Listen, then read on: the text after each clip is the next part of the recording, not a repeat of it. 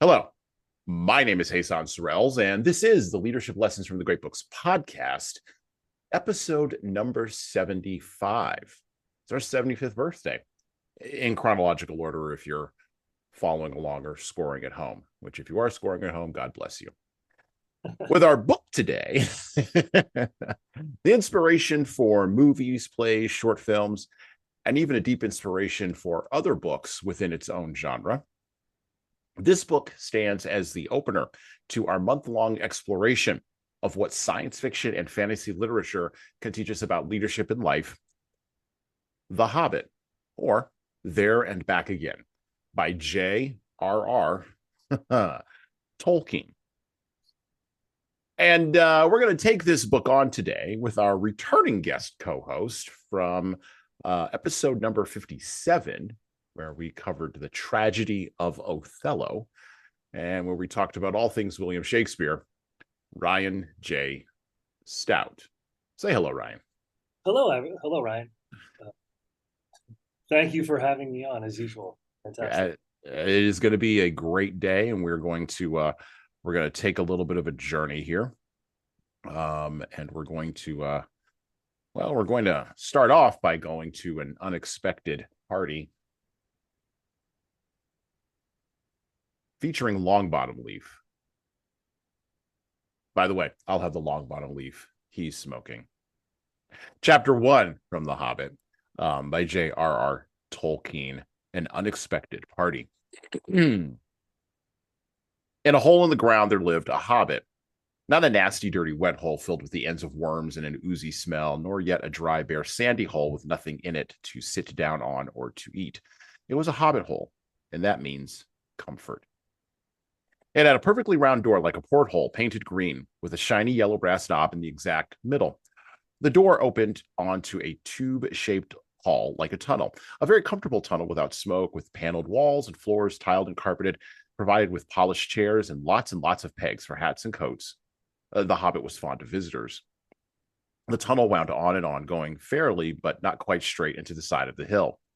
The hill, as all the people for many miles round called it, and many little round doors opened out of it, first on one side and then on another. No going upstairs for the Hobbit. Bedrooms, bathrooms, cellars, pantries, lots of these. Wardrobes. He had whole rooms devoted to clothes. Kitchens, dining rooms, all were on the same floor and indeed on the same passage. The best rooms were all on the left-hand side going in, for these were the only ones to have windows, deep-set round windows looking over his garden and meadows beyond, sloping down to the river. This Hobbit was a very well-to-do Hobbit, and his name was Baggins. The Bagginses had lived in the neighborhood of the hill for time out of mind, and people considered them very respectable, not only because most of them were rich, but because they also never had any adventures or did anything unexpected. You could tell what a Baggins would say on any question without the bother of asking him. This is a story of how Baggins had an adventure and found himself doing and saying things altogether unexpected. He may have lost the neighbor's respect, but he gained, well, you will see whether he gained anything in the end. The mother of our particular Hobbit, what is a Hobbit? I suppose Hobbits need some description nowadays since they have become rare and shy of the big people, as they call us. They are or were a little people, about half our height and smaller than the bearded dwarves. Hobbits have no beards. There's little or no magic about them, except the ordinary everyday sort, which helps them to disappear quietly and quickly when large, stupid folk like you and me come blundering along, making a noise like elephants, which they can hear a mile off. They are inclined to be fat in the stomach.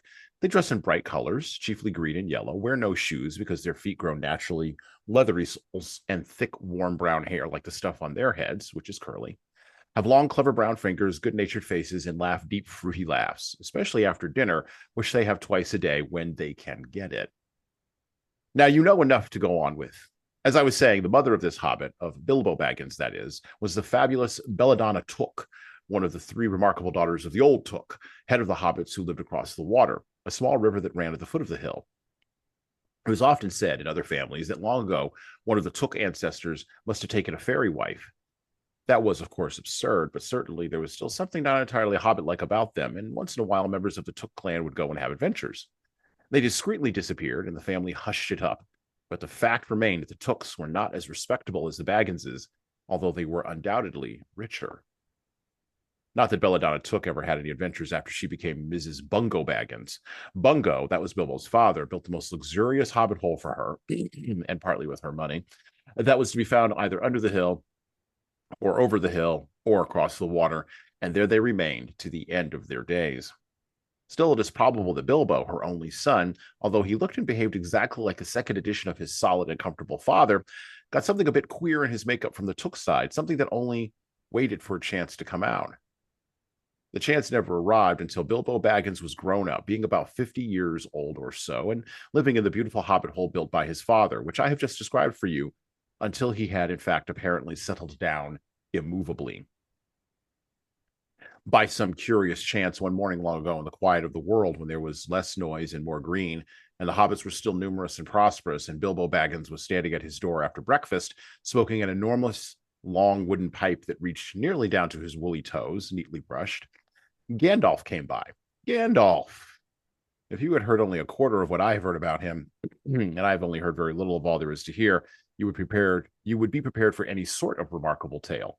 Tales and adventures sprouted up all over the place wherever he went in most extraordinary fashion. He had not been down that way under the hill for ages and ages, not since his friend the old Took died. In fact, and the hobbits had almost forgotten what he looked like. He had been away over the hill and across the water on business of his own, since they were all small hobbit boys and hobbit girls.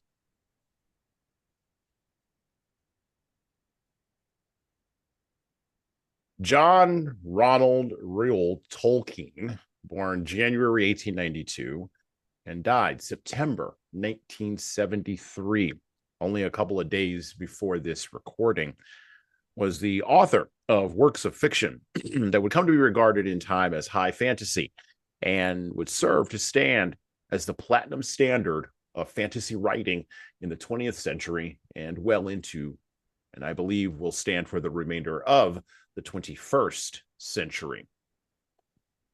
After serving against his will in the trenches of World War I, most notably at the Battle of Somme, he moved into a professorship from 1925 to 1945 as the Rawlinson and Bosworth Professor of Anglo-Saxon and a Fellow of Pembroke College, both at the University of Oxford. J.R.R. Tolkien was an Oxford man, which means he was a British man with class. Now, Tolkien was a close friend of the Christian apologist, who used to be an atheist, C.S. Lewis, and was a co-member of the informal literary discussion group, The Inklings. Now, C.S. Lewis wrote The Abolition of Man, which we covered on episode number 61 of this podcast. I would encourage you to go back and listen to that episode. Lewis took a little bit of a different view of his experiences in World War I than Tolkien, but much like Tommy Lee Jones said in No Country for Old Men, and I've mentioned this before on the podcast, Tolkien and Lewis both saw the same things, and they both came to similar conclusions about human nature, about warfare, and about the transcendent. Now, Tolkien's academic career and his literary production were deeply influenced by his studies in language and philology, curiously enough similar to Nietzsche. He specialized in English philology at the Oxford University, and in 1915 he graduated with Old Norse as his special subject. And so language, location, geography all come together in not only The Hobbit, but also subsequent books, which we will cover this month on the podcast, the trilogy that you all know and love, The Lord of the Rings. Now, according to the New York Times obituary, following his death in 1973, quote, Tolkien never expected his stories to become popular, but by sheer accident, a book called The Hobbit, which he had written some years before for his own children, came in 1936 to the attention of Susan Dagnall, an employee of the London publishing firm George Allen and Unwin, who persuaded Tolkien to submit it for publication. And after that, it was off to the races.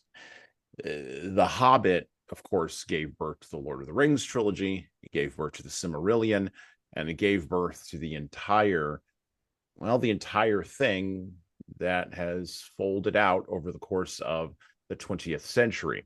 Matter of fact, many times in the 1960s, 1970s, and even into the 1980s in the subterranean train stations and the subways of New York City. You would see the graffiti that would say, Frodo lives.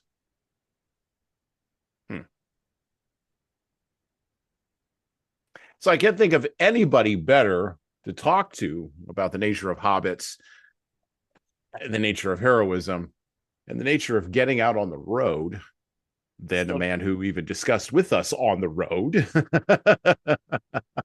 than my good friend Ryan Stout. So Ryan kind of introduced Mr. Bilbo Baggins there to the listeners.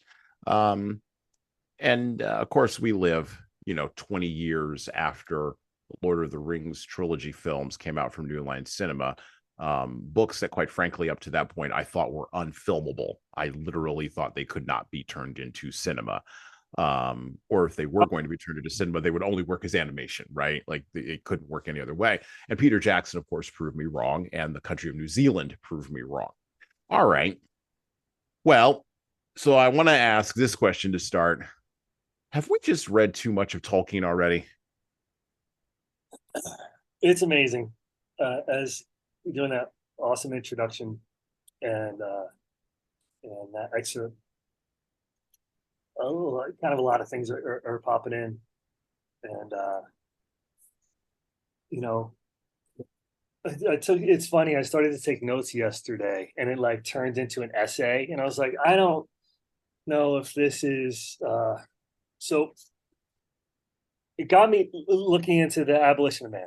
Okay. Mm-hmm. Pons Asinorum. Mm-hmm. And the learner is incapable of learning more. And so Tolkien writes about in fact, your description of Bilbo right out of the gate, Tolkien's description of Bilbo right out of the gate, sets the premise for the whole thing. It does. And he has a growth mindset. He needs to be sort of convinced and jarred a little bit, but once he's kind of all in. There's some reticence along the way, of course, because of, things are difficult or whatever. But, I think that is, I think people see that and they can relate to that. I know that Tolkien was very specific in saying that it's not allegorical. And it doesn't need to be, because the characters are rich. I look at Tolkien, people may scoff at this, but I mean sort of in what, I don't want to say what they represent, but the value that they potentially have in one's life. Okay, kind of like the Bible. It's there, it's reliable, the stories are great, and there's a lot of wisdom that could be sort of gained out of it. And it's timeless when it comes to that. And I don't think people are, similarly to the Bible, which I think they've sold a few copies of that book, similar to, like, you can pick it up and almost flip through and get to any scene, and you're going to have some information that has the ability to sort of enhance your life on some level, because it's so relatable. So that's, and I also kind of went into what's also supporting that is we're kind of in, that's 19th, 20th century literature. We're kind of in contemporary. We're in the contemporary stage or contemporary period of literature, but there's also this like postmodern contemporary literature. And if you look at like Dan Jalisco's like House of Leaves, where there's 3 storylines, and the book is actually textured, and also books like Maggie Nelson's Bluets, which is a book of kind of like segmented paragraphs that kind of that loosely tell a story, but it's more to kind of like evoke a feeling and taken more than what's actually written on the page. It's kind of like a full experience. Those books, that style, that format, they're kind of like mirroring the social schizophrenia that has come out of kind of like media consumption. And I started to think about how authors from the 19th and 20th century literature and modern day authors, for the most part, have lived very, very, very different lifestyles. And mainly the main point is or the main difference is that most, if not all, contemporary American authors have a black obelisk machine in their pocket that knows everything forever. Mm-hmm.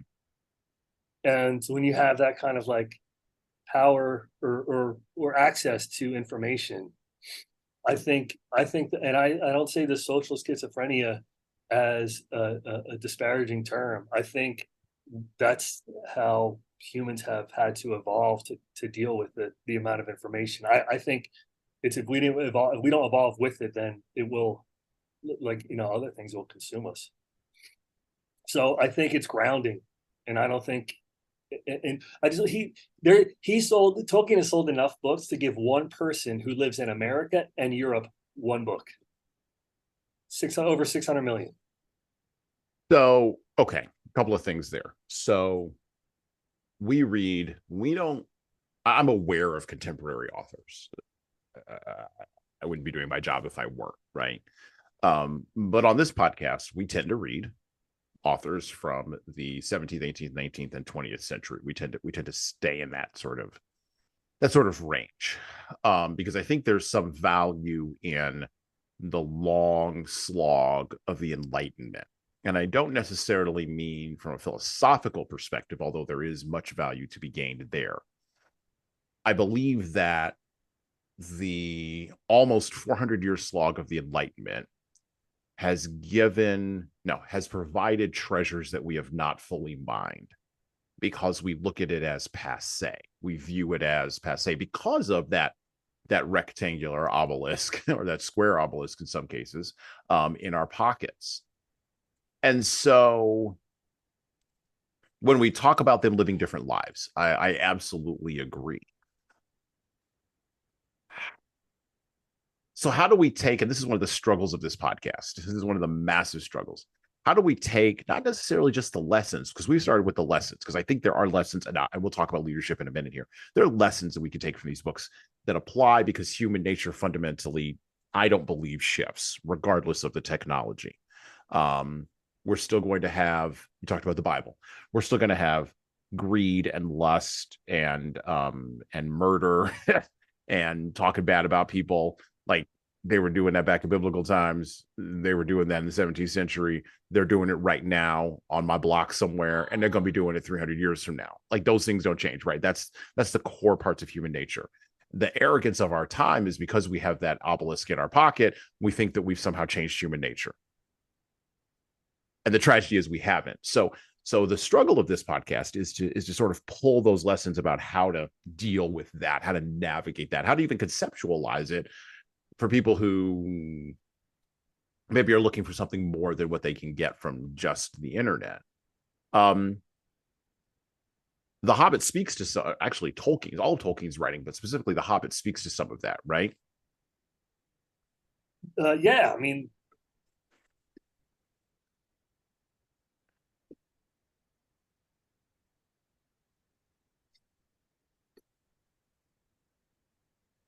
Tolkien said he didn't expect this to get published. Right. What was his intention? His intention was to entertain his children. Mm-hmm. It was like a very pure and I don't know, sort of like, it seems like very careful and love filled. And I don't, and yeah, you're right. It's a fine line. How do you tease out, and how do you say modern sort of intentions don't mirror that? In the sense of restate the question. So The Hobbit, when we look at The Hobbit, there are universal themes inside of The Hobbit. And we'll explore a few of them today. But the biggest one, and it is one that we will talk about probably extensively, is this idea of getting out of your comfort zone and going on an adventure, but then being able to face the dragon of the adventure, and in some cases, the literal dragon guarding the gold, and being able to take that back and being able to reintegrate that into your life. This is almost Joseph Campbell story of myth, hero with 1,000 faces kind of stuff, right? Carl Jungian, the Jungian journey of personality, right? How do we reach into the Hobbit and pull that message out? How do we pull those themes out for folks who, quite frankly, are probably going to want it in a tweet, or in a TikTok video? The Yeah, it's a lot of, yeah, okay, I see the conundrum. Yeah. It's how, yeah, because it's a lot of it is like fundamental. How do you fundamentally shift how people receive information or can even receive information? Some people probably don't even know they can read. And I don't mean that in a negative way. It's Right. just it probably doesn't, you know, it probably, a lot of people reading really doesn't even enter their daily activities. Right. And so there's this sort of like inherent, or like you said, it's a 1 or 2 word tweet. I think like for rereading this or reading this, and how little things like when he's talking about like what the cram is, Oh yeah. Mm-hmm.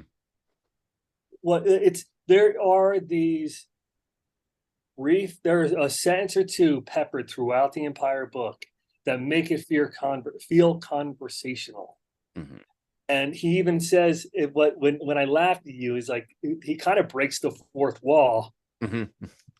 See if it, how it turns out for him. And there's this playfulness. And so, I mean, how to, I mean, isn't it it's kind of like why all art is suffering, or I mean, the theater is suffering, or it's because we as a society devalued anything that's not transactional Or or or has utility, yeah. or has uh, immediate utility. Yeah. and so it's, I mean, how do you, it's 600 million copies over almost, like 70 years. It's like is that enough evidence? But no one really cares about evidence anymore. Right. There's so it can have a tremendous, I was talking with a friend last night, like it's so getting a job in the post-COVID world has been bananas.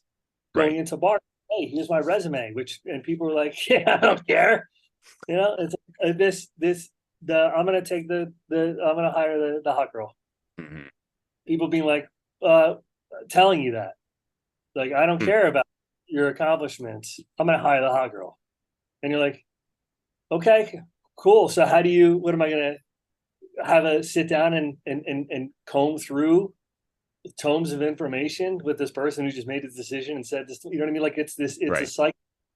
It's like a psychic block, and it's like just another like another sort of evidence of the spiritual malnourishment that we all seem to be sort of like engaged in. Whether and that's the onslaught of information of what's keeping that barrier uh, from interest if people sort of like grabbing onto it is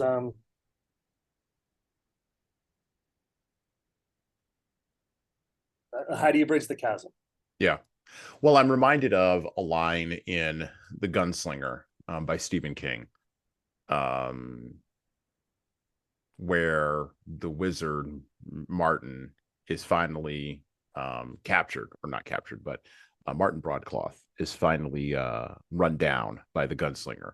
Um, and and of course, The Gunslinger by Stephen King, the book opens up with that great first line. The man in black raced across the desert, and the gunslinger followed him. And like then, and then you're sort of, it's sort of call out to the Hobbit, right? You have this layered sentence where there's a whole bunch of different things happening, and then you sort of go. But anyway, so spoiler alert: the gunslinger captures the man in black, the wizard. Anyway, and they're holding palaver, right, over a fire, and Martin Broadcloth, the wizard, tells Roland Deschain, the gunslinger, about the history of Midworld, right? All the things that happened before the world, quote unquote, moved on.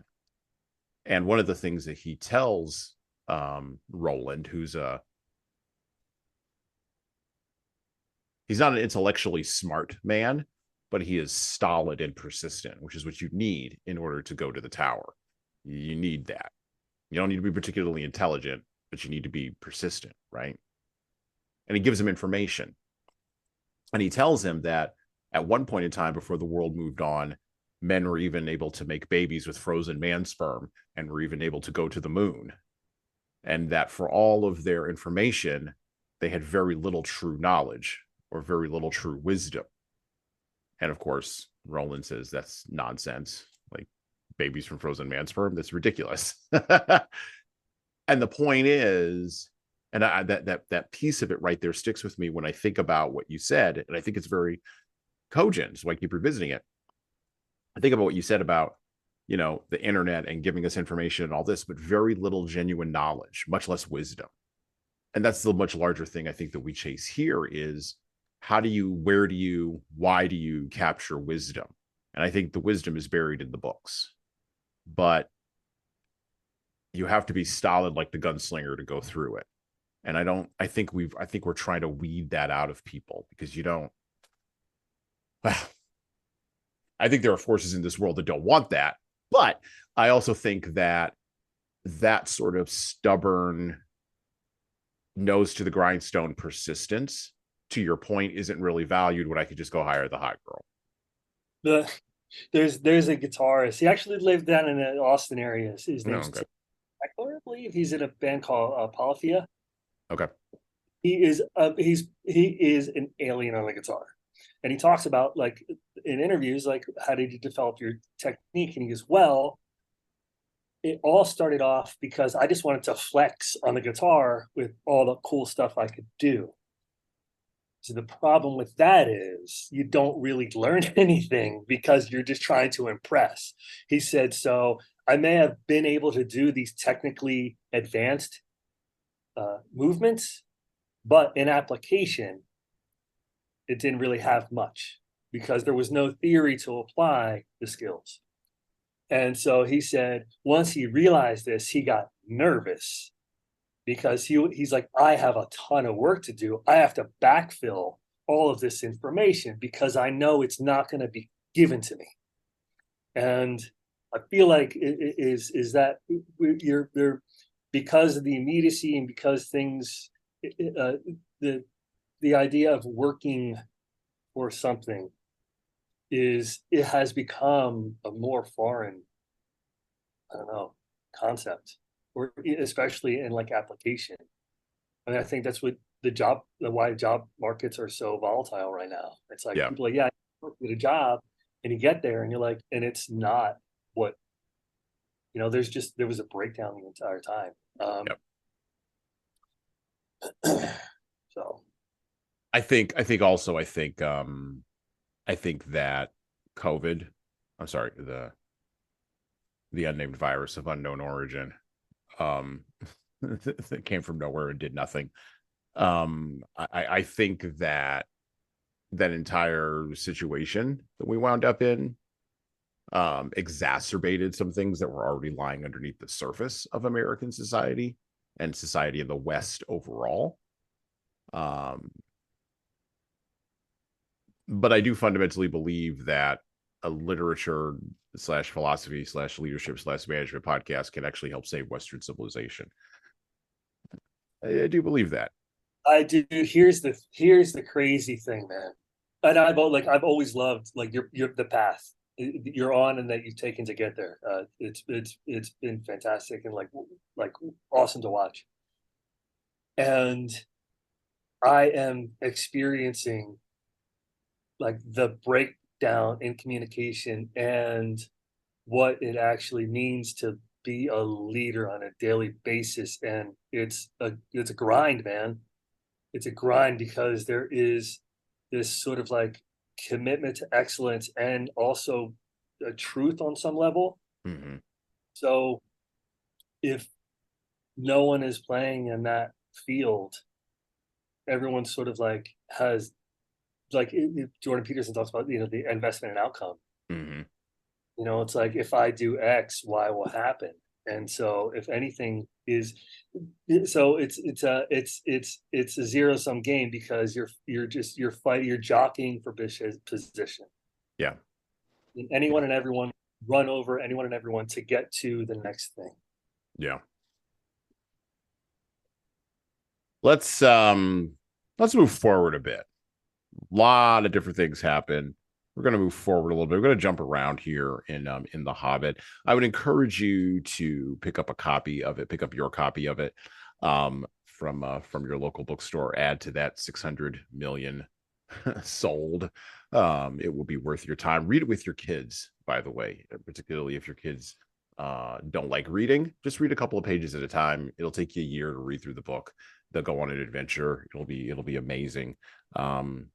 So we're going to skip forward over quite a few things, quite a few pieces of the adventure, including the meeting of the dwarves, which there are dwarves. There's about 13 of them, led by a fellow named Thorin Oakenshield, and we'll go into the dwarves in a little bit.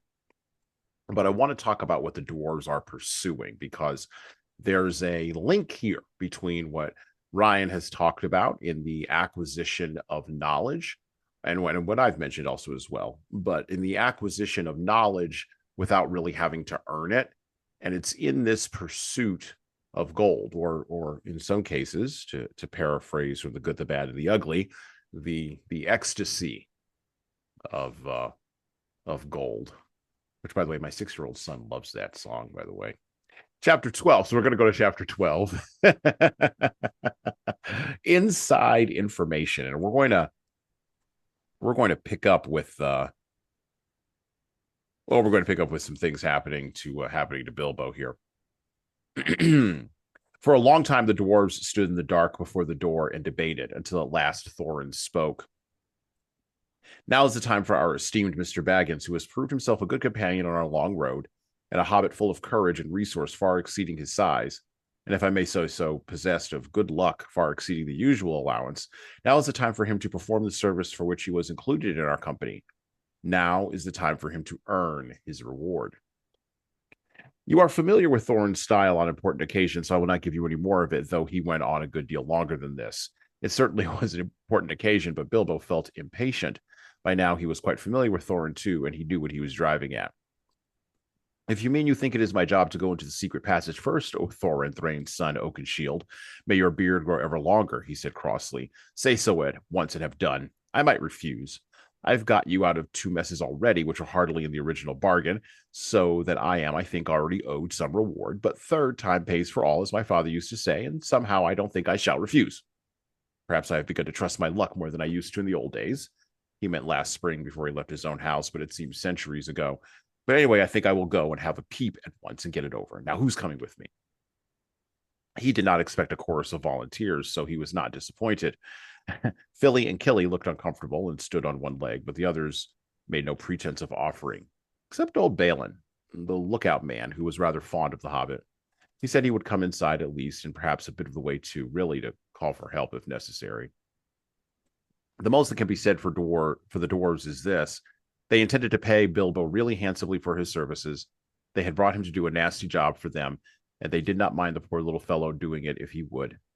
But they would have all done their best to get him out of trouble if he got into it, as they did in the case of the trolls at the beginning of their adventures, before they had any particular reason for being grateful to him.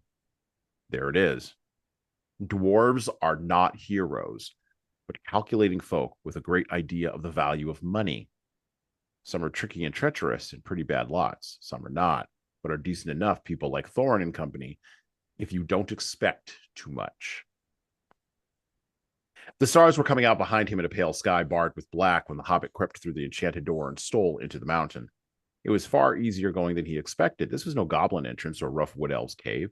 It was a passage made by dwarves at the height of their wealth and skill, straight as a ruler, smooth-floored and smooth-sided, going with a gentle, never-varying slope direct to some distant end in the blackness below. After a while, Balin bade Bilbo good luck and stopped where he could still see the faint outline of the door, and by a trick of the echoes of the tunnel hear the rustle of the whispering voices of the others just outside. Then the Hobbit slipped on his ring. Pause for just a moment. That's going to be a problem later. Just take note. Back to the book. And warned by the echoes to take more than a hobbit's care to make no sound, he crept noiselessly down into the dark. He was trembling with fear, but his little face was set and grim. Already he was a very different hobbit from the one that had run out without a pocket handkerchief from Baggins long ago. He had not had a pocket handkerchief for ages. He loosed his dagger in its sheath, tightened his belt, and went on. Now you are in for it at last, Bilbo Baggins, he said to himself. You went and put your foot right in it that night of the party. Now you've got to pull it out and pay for it. Dear me, what a fool I was and am, said the least tookish part of him. I have absolutely no use for dragon-guarded treasures, and the whole lot could stay here forever. If I could only wake up and find this beastly tunnel was my front hall at home. He did not wake up, of course, but still went on till all sign of the door behind him had faded away. He was altogether alone. Soon, he thought, it was beginning to feel warm. Is that a kind of glow I seem to see coming right ahead down there, he thought. It was.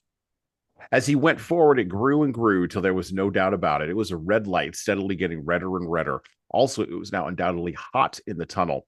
Wisps of vapor floated up and past him, and he began to sweat. A sound, too, began to throb in his ears, a sort of bubbling, like the noise of a large pot galloping on the fire, mixed with a rumble as of a gigantic tomcat purring. This grew to the unmistakable gurgling noise of some vast animal snoring in its sleep down there in the red glow in front of him. It was at this point that Bilbo stopped. Going on from there was the bravest thing he ever did. The tremendous things that happened afterward were as nothing compared to it. He fought the real battle in the tunnel alone before he ever saw the vast danger that lay in wait. At any rate, after a short halt, go on he did, and you can picture him coming to the end of the tunnel and opening of much the same size and shape as the door above. Through it peeps the Hobbit's little head. Before him lies the great bottommost cellar or dungeon hall of the ancient dwarves, right at the mountain's root. It is almost dark, so that its vastness can only be dimly guessed. But rising from the near side of the rocky floor, there is a great glow. The glow of Smaug.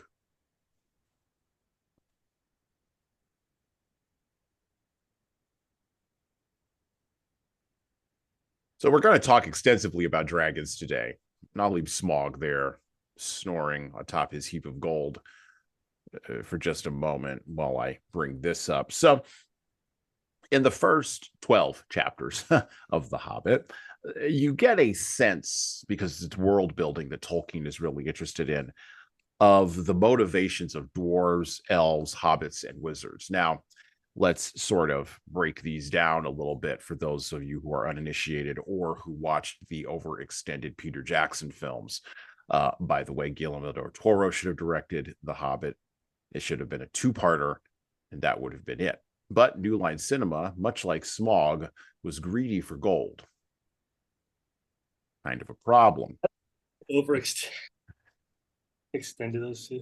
Oh, yeah. 3 movies was too much. What are we doing? Longer than that. Oh, my God. Not only longer than that. Anyway. There's barely enough there for 2 movies, much less 3. Anyhow, and everybody knew it. Even Peter Jackson knew it. Okay, that's my review of the movies. So Tolkien gave each race in Middle Earth their own personality, right? And so he talks a little bit about dwarves, who are greedy and brave, but also cowardly. Dwarves share a lot in common with humans. By the way, humans aren't extensively mentioned in The Hobbit. Suffice it to say, Gandalf does stand in for the humans, but Gandalf is a wizard, and that's a different thing. Do we know how old Gandalf is? So that's an excellent question. The Silmarillion hints that he's close to 800 or 900 years old. But, there's going to be Tolkienites out there that are going to yell at me because I got the number wrong. But it's somewhere in there. And there's also some indication or some intimation that Gandalf merely just appeared in the world along with the other 2 wizards. So there's also some intimation there that Gandalf might be ageless and it might not matter, in which case he's a totally different thing. But okay. Then of course you got the hobbits, who are fat and safe, and they live in a they live in a positive world, rather than a negative one, and I want to talk a little bit more about that. Then you've got the elves, and the hobbits visit the elves, or they at least stop at the elves uh sort of their village, I guess, is the best term to use, although it's more like their civilization in chapter 3, A Short Rest. um hmm? The kingdom. Kingdom, civilization, place where they're all hanging out. I got to admit, I don't have much respect for the elves in The Hobbit. I'm more in Lord of the Rings, but I don't have a whole lot of respect for the elves. And the reason why is because the elves are your classic sort of, they're the Eloi from Time Machine that don't really want to know where their food comes from, which Mm-hmm. makes them arrogant and kind of useless. And I think this was sort of a point that Tolkien was making as well. Um, they're intelligent, they're ethereal, and they float above it all. Always above it all. Never daring to get down into the muck. But there are legends about when they did. And again, in the Silmarillion, in the first battles against Sauron, all the way to the edges of Mordor. Some of this is more fleshed out in Lord of the Rings. Again, The Hobbit is sort of an introduction to this. And then, of course, you have wizards, which we already mentioned, Gandalf. Wizards are unique because they're the ones that get people motivated and get people moving. And they don't really care why people are moving. They would like motivations to be pure, but they'll take any motivations that they can get, because their job is to sort of, I think, be the catalyst in the world, be the way for the world to move on. Now, some wizards do this well, like Gandalf. Other wizards, like the one that was the head of the eagles and the birds, can't remember that wizard's name right now. Again, the Tolkienites will all get to me on this one. But some of them just sort of totally abandon what it is that they're doing and sort of fall into the natural world. And then you have other wizards, as we will see in the Two Towers here coming up in a couple of weeks.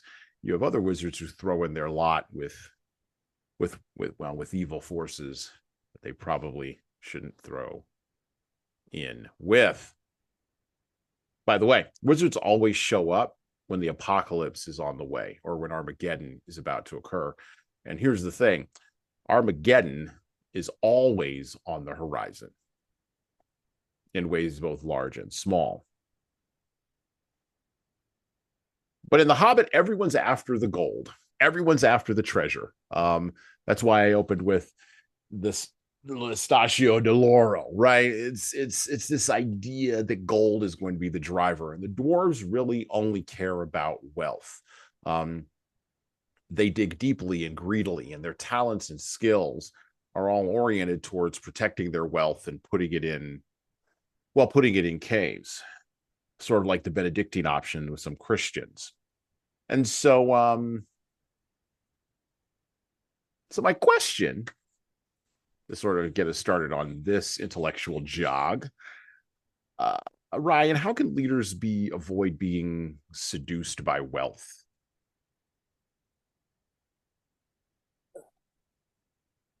Before I did want to, so how to, I was working a job, and a man came in with his daughter. His daughter was probably like 11 years old, 7, 8, 9, and I was kind of unsure what was going on, because he was standing away from her, but allowing her to walk through the restaurant and walk to the counter and order her food and pay using a card. And I watched the father observe, and she kind of like turned and looked, and it was this like really pure, beautiful moment where a father, a wizard, was teaching his,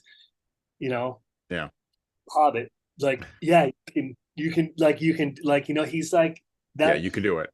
Very beautiful thing. And so that's like the kind of like piggyback on how to integrate. It's like people who see opportunities to do so, and carry that on for whoever is in need of that experience in that particular situation.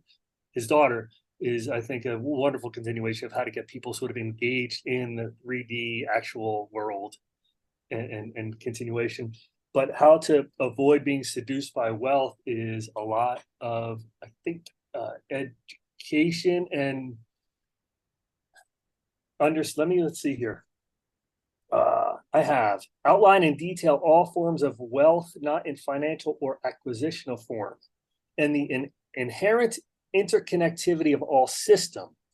When one system is off, it has not always a clear effect on the outcome. So years ago, my AA sponsor, Bob G, he got his pilot's license. He's fine, recreational pilot's license. And he was talking about his being in school and his training. And his instructor said, when a plane crashes, it's not like one thing. Mm-hmm. And he proceeded to give me like all of the kind of instruments and devices and mechanics of the plane that weren't major ones, like a wing falls off. Mm-hmm. He said, but even like with that, if partial wing, he said, if one thing goes wrong, you can navigate around it. If two things goes wrong, you can navigate around it. It's like, but you start seeing like, all right, the landing gear is not coming down. You only have one propeller, and all your instruments have gone off. You're probably so it's that that wealth is not solely limited to kind of like a tangible. There's spiritual wealth. There's like familiar and connectivity, social, and how strong I think these things are and these bonds are, because at some point, as we talked about prior to, so you get to in your 40s and 50s and you realize like, oh wow, the strength of not some realize it younger than older, but realize the quality of my life is congruent to the strength of my interpersonal relationships, and that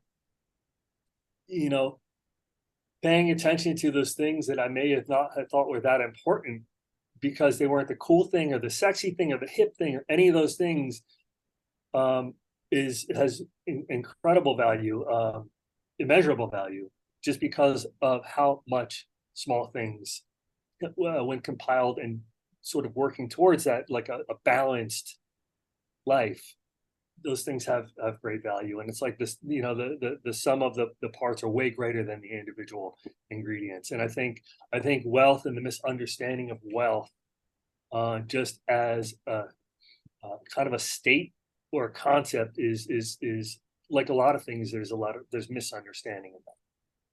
So this is the idea. There was a comic book writer and artist way back in the day, a guy named Dave Sim.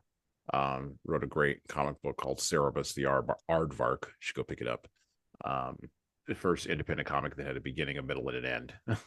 Loved it for that reason. Dave Sim in the 1990s was involved in a whole lot of controversies in comic books because he was a big independent comic books publishing guy. He just was. And one of the things that he said was, if you go and work for Marvel Comics at the time, which was still an independent comic company before they got acquired by the Mouse House, or if you go work for DC Comics, which, DC's been owned by Warner Brothers since time out of mind. Okay. If you're going to go work for DC or Marvel, just know that you're exchanging the gold of your talent for the paper money of a few shekels. You're putting on golden handcuffs, in essence. And so the idea that you're talking about is this idea of gold versus paper money. In our day, we think information and technology is gold, but I'm beginning to wonder in my time if that really isn't paper money. If we've all just kind of been fooled by fiat currency, money that isn't backed by anything. And we all get to decide what the value of it is at any given moment, and values fluctuate. For instance, the value of the gold that's in your resume is worth more than the hotness that is paper money of that girl. Because that's going to fluctuate with the market. Sorry, ma'am, but it's going to fluctuate with the market. But your resume is gold. It's not going to fluctuate with the market. The dwarves in the Hobbit, they're not chasing paper money. They're chasing gold. But in their conception of the world, gold is paper money. they don't look at the work that they've done. They don't look at the efforts that they've put in. They look at all this past glory and this acquisition as being the thing. And it's almost, and J.R. Tolkien was a Christian. It's almost idolatry, right? It's almost the idol. And you mentioned Jordan Peterson, you know, he often says, and he's not wrong, what the biblical corpus will tell you, what the biblical corpus of those stories will tell you is that if you worship anything that's outside of the transcendent, it will judge you and you will always be found wanting. Period, full stop. You just will. In our time, how do we distinguish between what's really valuable, what's that you talked about, things that are really valuable, that stuff that's gold, right, from the paper money? And then second question, how do we convince people who aren't convinced? Because when I was in my 20s, heck, when you were in your 20s, I mean, like, we all thought we were chasing gold, but we weren't. We were chasing fiat currency. You were chasing paper money. Yeah, or something, you know, very similarly represent, like something of equal, Yeah, perceived at the time. right. I know, big question. And part of it, maybe it's just age. Maybe you just have to go through a whole series of steps and a whole series of things. You have to have an adventure. You have to leave your hobbit hole, go out and have an adventure, get knocked around a little bit to recognize that difference. I think the first thing I wrote down was patience. But it's a lot like, I don't know who said this, but it's like, you know, the genius is not in the idea, the genius is in the application. Mm-hmm. Everyone has had a genius idea. Yeah. Everyone has been able to, Elon Musk is a great example. That is, you know, the high, that's the top of the mountain. Yeah. Like applying your ideas and having them to be successful.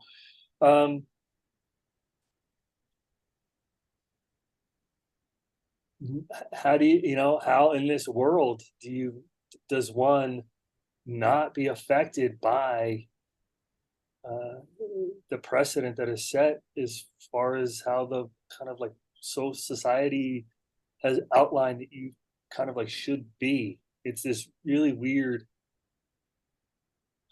like, well, do you think the struggle has gotten harder?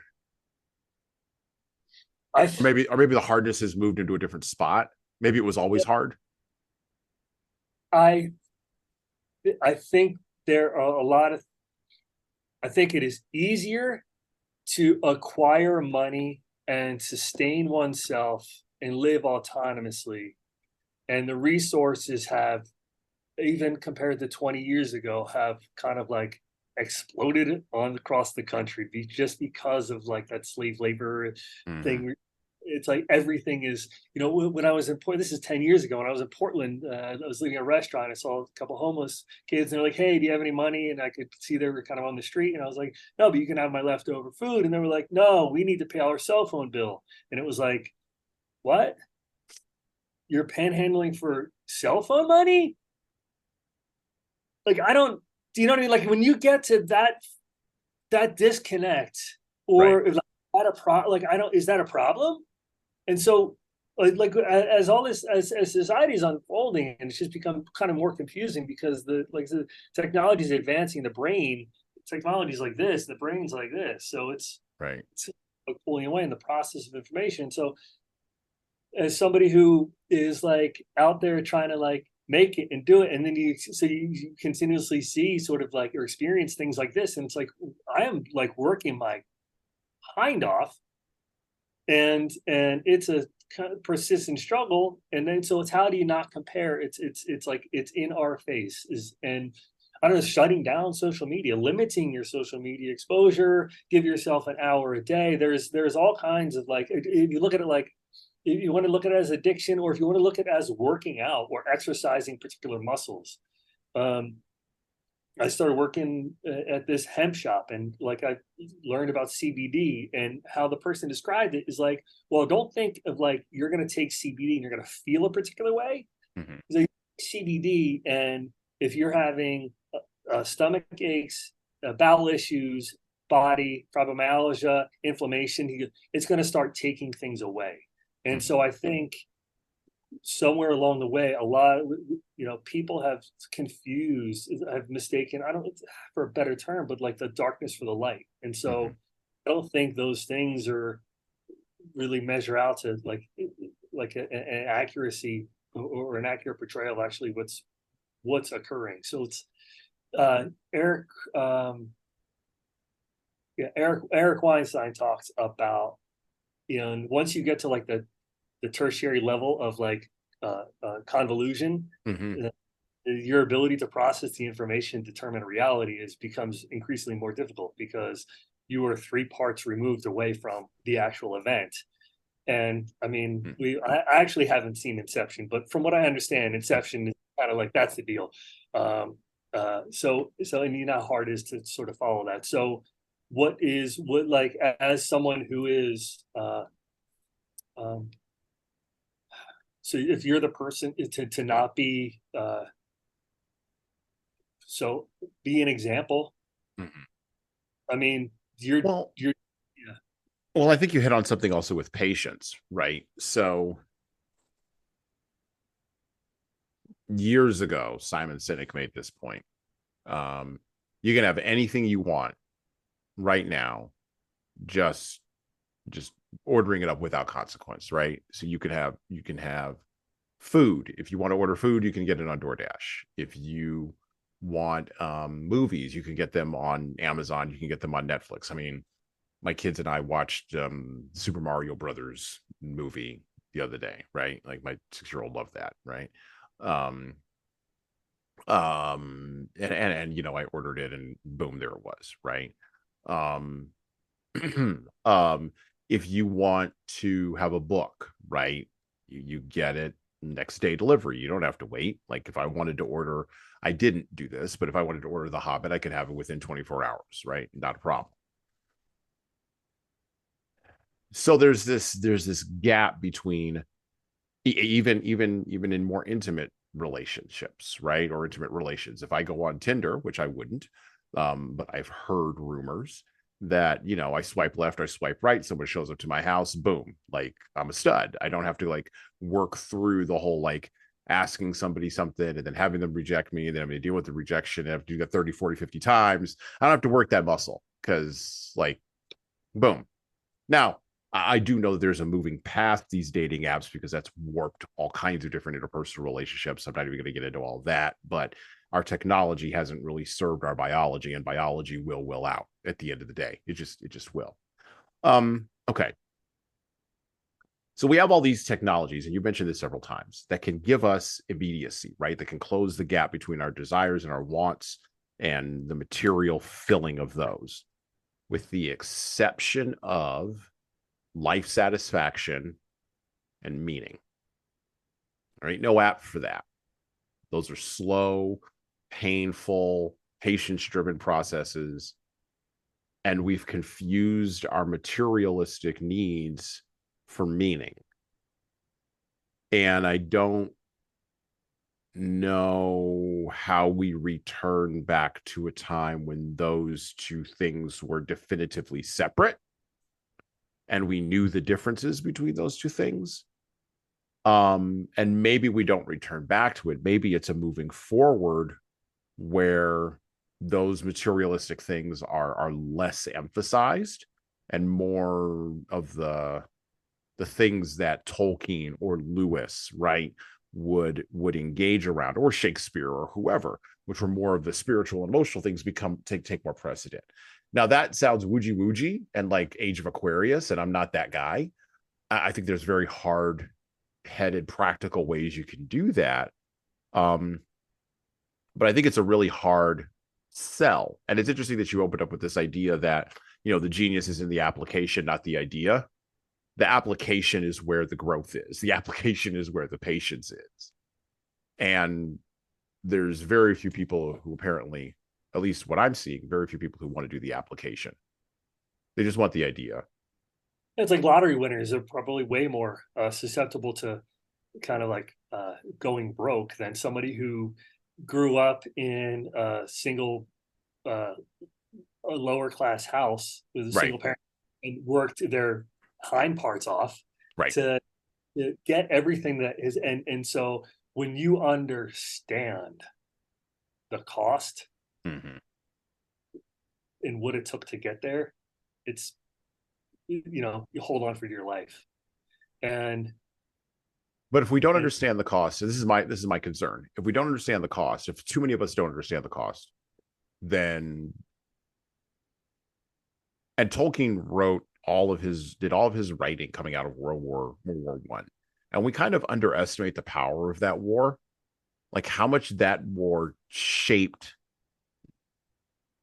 everything down until now. I mean, I've said this on the podcast before, but like our 20-year excursion into Iraq and Afghanistan, the United States went on and just like extricated ourselves from,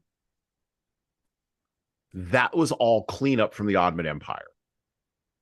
well, it's funny. So you're saying we're still, there's the aftermath of the Great Depression is still prevalent today. And not until you say this and outline these things do you see that there's, you know why? Because we see the cycles, we see it, and it's brought up all of the time. And Right. to see it has influence and continues to influence financial decisions. And yeah. Well, I just saw the movie and we just did a review of it. Me and my other co-host Tom Libby, we just did a review of the movie Oppenheimer as a bonus to our conversation around the fall of the House of Usher, right? And I'm not going to talk. I mean, you can go back and listen to the review, listen to the bonus episode. I'm not going to get into that. However, what I will say is this: the number of deaths in warfare since World War II has dropped precipitously, like by a factor of 100 since the end of World War II. And this is not just like in wars the United States, quote unquote, started. I'm talking about everywhere across the planet. And it's because the application of the idea of atomic power that Einstein lamented. Oh, if I had known, I would have become a watchmaker. The application of that idea scared the hell out of everybody, like at an existential level. Yeah, he also said, I don't know what weapons will be used to fight in World War III, but I know World War IV will be fought with sticks and stones. That's right. The application of an idea. And because that has scared the hell out of all of us, which, by the way, it's interesting. We sort of took a vacation from that between like 1989 up until about 2021, when the Russians all did us a favor and brought up all those boogeymen again. Moved the Overton window, not forward, but backward. They moved the Overton window backward to the Cold War. And now the Russian boogeyman is all living underneath our beds with nukes.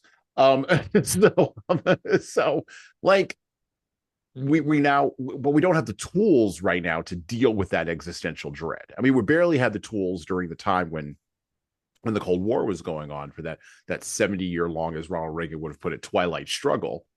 We barely had the existential and moral and ethical and religious tools to deal with that then. We have none of those tools now. We've thrown all that out in our postmodernism. We said we don't need those.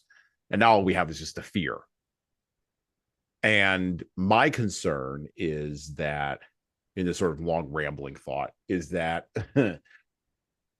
books like The Hobbit or The Fall of the House of Usher, or we're going to be covering The Sun Also Rises by Ernest Hemingway later on this year. We've already covered Shakespeare this year. We've talked about, Black slave narratives, The Good Earth by Pearl Buck. In looking at these books, I think the solution to the existential dread is inside of these books. It's inside of these places. It's inside of these narratives, and we have to have the patience to circle around back to what you were talking about. We have to have the patience to go and explore inside of there. That's the part to me that I don't know how we get with the swipe left, swipe right culture. Yeah, I mean, it's kind of the leadership that's so silly. But I mean, first and foremost, if it is, this is your mission. Yeah, this is the thing I'm on. Yeah, this is the thing I'm on. Yeah. And you're championing these concepts that are increasingly becoming like foreign, and how to impart that wisdom, and how to living righteously. And so everything is like, so many things in communication have become so broken down to the degree, and my personal situation right now is a great example of, like, we're not even talking about what we're talking about, that no party knows what is even the topic, and it's yelling into the void. And it's like, it's I don't know, like, it feels, I don't know, it just seems some sort of like brainwashing thing is it's.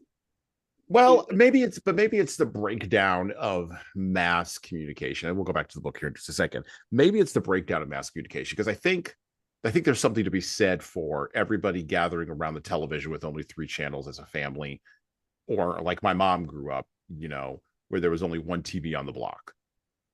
Like, I'll sometimes challenge younger groups or younger audiences, chronologically younger audiences. I'll say to them, imagine if I took away everybody's cell phone in this room and you all had to share one cell phone. And the look of horror that comes on everybody's face is undeniable. And it's a mixture of a look of horror with a look of just sort of, I can't even conceptualize what you just said to me. It's literal confusion. And so we went from a society where that idea of everybody watching one television show around a TV is not that much different than the family sitting around reading the newspaper or reading a novel out loud. Like, that's not a hard jump. Yeah. The big jump that we made in the 90s and in the early 2000s was going from everybody sitting around the TV to everyone having their own TV in their own pocket. That's a massive jump. Thank you, Steve Jobs. That's a massive jump. And that massive jump created societal disruption, because now I don't have to engage with you in the same space that you're communicating in. I don't have to accept your idea if I don't want to. I'm not compelled to listen to you. I'm also not compelled to resist you, but I'm also not compelled to accept you, right? And so we really focus on the resistance part of it, but I really think we should focus on the acceptance part of it. I'm not forced through social norming to accept your idea. Instead, I can go pick a bunch of ideas that I want to accept, go into the echo chamber there, have myself reinforced, and then come out of that echo chamber. And now I got to deal with all you nonsense people. And instead of dealing with you, I'm just going to be passive. And the classic example of this that we see now, or I see recently, and this is going to be an old man screaming from the tower kind of thing. I fully admit this, but like, I can't go into another customer service situation where you have your wireless iPhone earbuds in your ears and you're serving me you're providing me customer service. I can't do it. I'm sorry. I guess, yeah, okay, you're listening for your phone because nobody gives anybody a phone anymore. So like, you have to have your own phone if the owner wants to call you, or manager or whoever. I don't care. That sounds like a you problem, not a me problem. The me problem is I need to show up in that customer service experience at Staples or at the local vendor with you looking like you're actually paying attention to me. And if you've got an earbud in your ear, I know you're not listening to me. I know I'm not the most interesting thing happening to you in your life. And right now, at that moment, when I have the window, I want to be the most interesting thing happening to you. Very rarely, it is increasingly difficult to remain in the present moment. Well, not only that, it's increasingly difficult to acknowledge not only that the present moment is, forget being in the present moment, it's increasingly difficult to acknowledge the presence of another human being with a soul. Yes, I'm going to go there. With a soul and needs and emotions and ideas. I am not I'm not a tool to be used for you. Right? And this is why I go back to the hot girl. This is why the bartender can hire the hot girl rather than you. Because at least the hot girl the customer will pay attention to the hot girl. And by the way, this cuts both ways, by the way. So you've got rude customers, and increasingly, we saw this before COVID, but increasingly you were seeing rudeness of people in social in customer service situations where customers were treating employees like they were garbage. And you still see that. And so now now it's evened out. Now it's happening on both sides. Now we can both treat each other like garbage. Yay, we've advanced the civilization. We've moved us a step closer to utopia rather than a step closer to dystopia. And it's all our fault.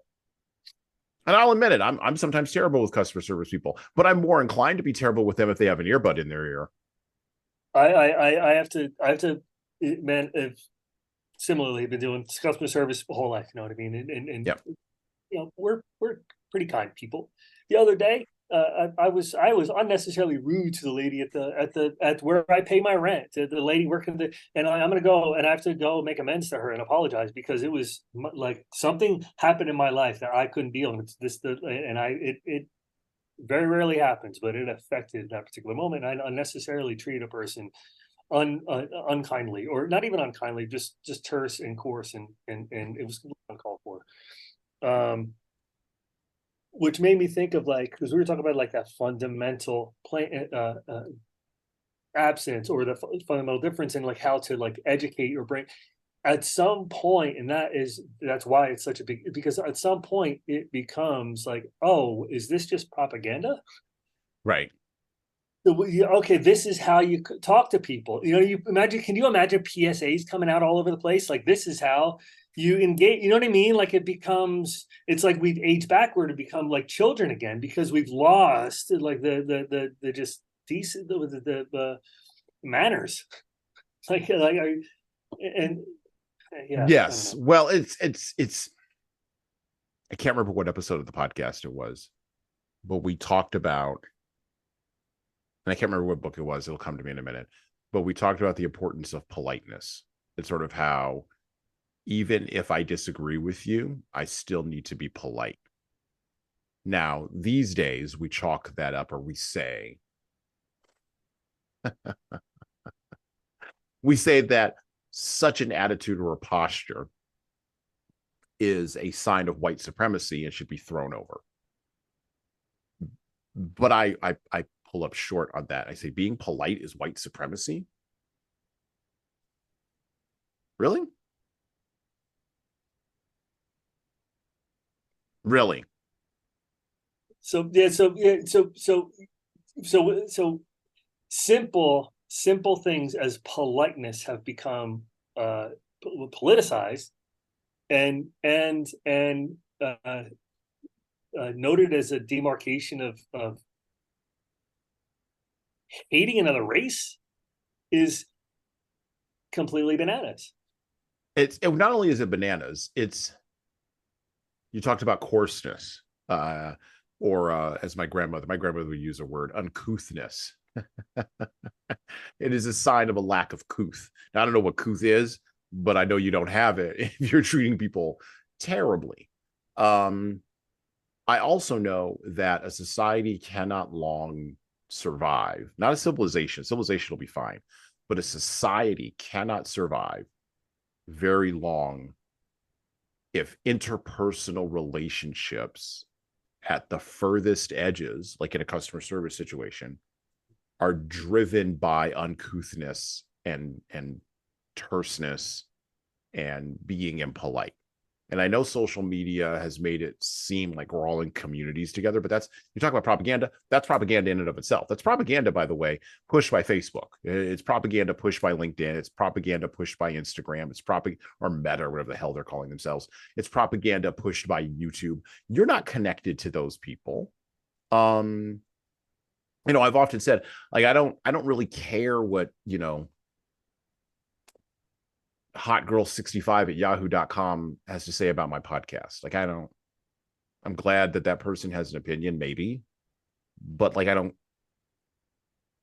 Save your review, go bother someone else, because anonymity doesn't interest me. If you have any guts, you're going to put your name on it, because you're going to own it, right? And by the way, I've lived out that principle. Most of the things you see online, if you go Google my name, most of the things you'll see online, good, bad, ugly, or indifferent, I've put my name on it.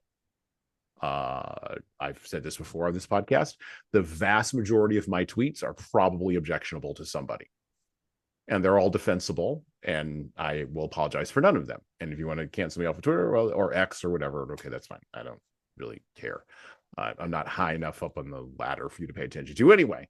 But like people don't understand that you have to not defend.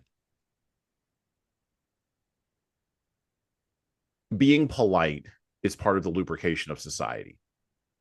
It's part of what makes things go forward. And by the way, the hobbits, this is something that you see because Tolkien was a student of language. That's what philology is. He understood the nature of what is hidden inside of the language of politeness. And it's more than just making things just run. It's also honoring. It's also elevating. It's also bringing people into a different kind of space. All these things are happening inside of language. Well, you said he's an Oxford man. And so the politeness, yes. and listen, there was sort of like an allusion to that. And this is why, at least in my opinion, experience, that something like this is someone having good and polite manners is not necessarily the end all and be all. However, if it is something that is culturally significant and has been represented through the population of the island of England, then you could also say that they're like the characteristics inherent in the Native American population. As far as the conversations that I had when I worked at a rehab, someone said to me once when we were having a conversation, and I said, I just noticed that you take a breath, and you kind of like you take a few seconds up to a minute to respond to my question. And they said, well, I'm thinking about how what's going to come out of my mouth is going to affect the next 3 generations of people. And so that is an aspect, that is a cultural. And so I think homogenizing can kind of like shave off any cultural, I don't know, say norms or practices or traditions or just, I don't know, personality or character. Similarly to the dwarves, love, you know what I mean? It's and so that's, I don't know if that's kind of like in the vein of, but it seems like culturally significant. And so I don't know. Ryan's going to chew on this more, but we're going to go back to the book. Back to The Hobbit. We are reading the Ballantine Books edition, published in 1981 by Random House, published by an arrangement with Houghton Mifflin Company. So this is our version, or this is my version that we're reading from today. This version, by the way, also has a cover painting. Bilbo comes to the huts of the Raft Elves, that was by J.R.R. Tolkien, because he was also a painter and a little bit of a doodler as well. By the way, the Ballantine Books version of The Hobbit, the authorized edition of The Hobbit, has never been out of print since it was in print first in the 1930s. Okay, and so that's just something to note. 1937. So that's just something to note. By the way, this version also has maps in it, so you may want to take a look at that. And it has an introduction written by Peter S. Beagle from Watsonville, California. Some interesting things in that you may want to check out. All right, so we're going to go to chapter 2 here, roast mutton.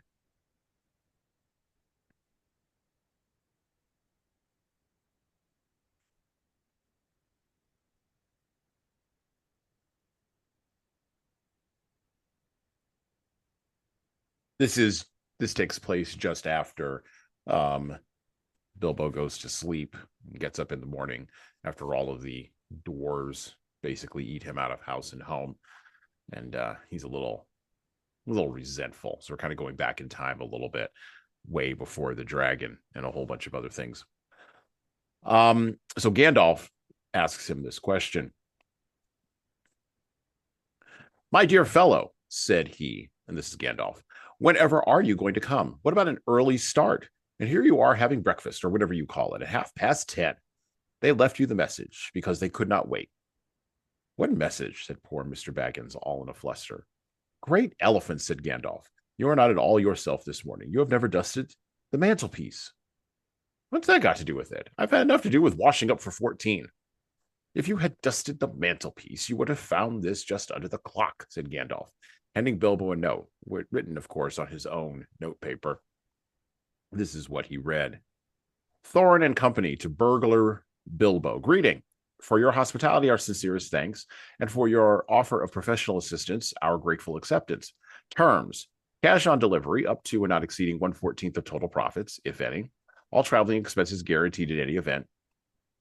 Funeral expenses to be defrayed by us or our representatives if occasion arises and the matter is not otherwise arranged for. Thinking it unnecessary to disturb your esteemed repose, we have proceeded in advance to make requisite preparations and shall await your respected person at the Green Dragon Inn, Bywater, at 11 a.m. sharp, trusting that you will be punctual. We have the honor to remain yours deeply, Thorin and Company. That leaves you just 10 minutes. You will have to run, said Gandalf. But, said Bilbo. No time for it, said the wizard. But, said Bilbo again. No time for that either. Off you go. To the end of his days, Bilbo could never remember how he found himself outside without a hat, walking stick, or any money, or anything that he usually took when he went out, leaving his second breakfast half finished and quite unwashed up, pushing his keys into Gandalf's hands and running as fast as his furry feet could carry him down the lane, past the great mill, across the water, and then on for a whole mile or more. Very puffed he was when he got to Bywater just on the stroke of 11 and found that he had come without a pocket handkerchief. Bravo, said Balin, who was standing at the inn door looking out for him. Just then all the others came round the corner of the road from the village. They were on ponies, and each pony was slung about with all kinds of baggages, packages, parcels, and paraphernalia. There was a very small pony, apparently for Bilbo. Up you two, gut, and off we go, said Thorin. I'm awfully sorry, said Bilbo, but I have come without my hat, and I've left my pocket handkerchief behind, and I haven't got any money. I didn't get your note until after 10:45 to be precise. Don't be precise, said Dwalin, and don't worry. You will have to manage without pocket handkerchiefs and a good many other things before you get to the journey's end. As for a hat, I've got a spare hood and cloak in my luggage. That's how they all came to a start, jogging off from the inn one fine morning just before May on laden ponies, and Bilbo was wearing a dark green hood, a little weather-stained, and a dark green cloak borrowed from Dwalin. They were too large for him, and he looked rather comic. What his father Bungo would have thought of him, I daren't think. His only comfort was that he couldn't be mistaken for a dwarf, as he had no beard. They had not been very long when up came Gandalf, very splendid on a white horse. Pause here, by the way. In the book of Revelations, Jesus comes on a white horse. Just thought I'd point that out. Back to the book. He had brought a lot of pocket handkerchiefs and Bilbo's pipe and tobacco. So after that, the party went along very merrily, and they told stories or sang songs as they rode forward all day, except, of course, when they stopped for meals. These didn't come quite as often as Bilbo would have liked them, but still he began to feel that adventures were not so bad after all. At first they had passed through Hobbit lands, a wild, respectable country inhabited by decent folk with good roads, an inn or two, and now and then a dwarf or a farmer ambling by on business. Then they came to lands where people spoke strangely and sang songs Bilbo had never heard before. Now they had gone on far into the lone lands where there were no people left, no inns, and the roads grew steadily worse. Not far ahead were dreary hills rising higher and higher, dark with trees. On some of them were old castles with an evil look, as if they had been built by wicked people. Everything seemed gloomy, for the weather that day had taken a nasty turn. Mostly it had been good as may can be, even in merry tales, but now it was cold and wet. In the lone lands they had to camp where they could, but at least it had been dry. To think it will soon be June, grumbled Bilbo as he splashed along behind the others in a very muddy track. It was after tea time. It was pouring with rain and had been all day. His hood was dripping into his eyes. His cloak was full of water. The pony was tired and stumbled on the stones, and the others were too grumpy to talk. And I'm sure the rain has got into the dry clothes, into the food bags, thought Bilbo. Bother burgling and everything to do with it. I wish I was at home by my nice hole by the fire, with the kettle just beginning to sing. It was not the last time that he wished that. Notice of the Hobbit. Somewhere behind the gray clouds, the sun must have gone down, for it began to get dark. Wind got up, and the willows along the riverbank bent and sighed. I don't know what river it was, a rushing red one, swollen with the rains of the last few days that came down from the hills and the mountains in front of them. Soon it was nearly dark. The winds broke up the gray clouds, and a waning moon appeared above the hills between the flying rags. Then they stopped, and Thorin muttered something about supper and where shall we get a dry patch to sleep on. Not until then did they notice that Gandalf was missing. So far, he had come all the way with them, never saying if he was in the adventure or merely keeping them company for a while. He had eaten most, talked most, and laughed most, but now he was simply not there at all. Just when a wizard would have been most useful too, groaned Dory and Nori, who shared the hobbits' views about regular meals, plenty and often. They decided in the end that they would have to camp where they were. So far, they had not camped before on this journey, and though they knew that they soon would have to camp regularly when they were among the misty mountains and far from the lands of respectable people, it seemed a bad wet evening to begin on. They moved to a clump of trees, and though it was drier under them, the wind shook the rain off the leaves, and the drip was most annoying. Also, the mischief seemed to have gotten into the fire. Dwarves can make a fire almost anywhere, out of almost anything, wind or no wind, but they could not do it that night, not even Oin and Gloin, who were especially good at it.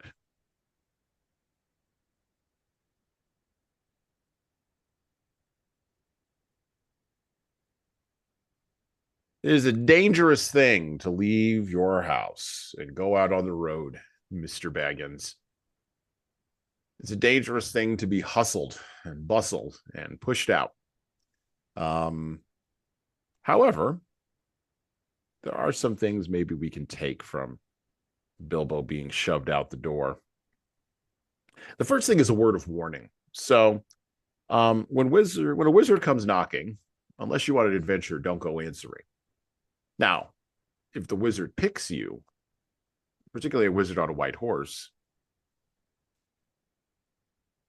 you may want to ask him some very salient questions. The other thing that we see in Tolkien, and he was notorious for this, again, he took ideas that he'd had in The Hobbit and concepts that he built in The Hobbit, and he put them on steroids in The Lord of the Rings. But we begin to see this idea that the landscape and the language and the people are all united as one. So if there are dark and evil tidings in the buildings, guarantee you they were built by dark and evil people. The roads get worse, the buildings get worse, the people get worse, the language gets rougher. We miss this in our scientifically material age, where we tend to separate the spiritual from the material, because if we can't see it, then it must not be there. But we do reflect, or the geography does reflect, our psychological makeup, whether we are comfortable with this idea or not. By the way, the path that Bilbo and the dwarves are going on before they meet the dragon and go and try to get the gold, the path that they're on is a path of malevolent evil. And Tolkien does a really good job of showing that atheistic nihilism has no answer for the challenges that evil represents. It really doesn't. And the more you're challenged by the existential geography around you, the more that impacts your spiritual nature.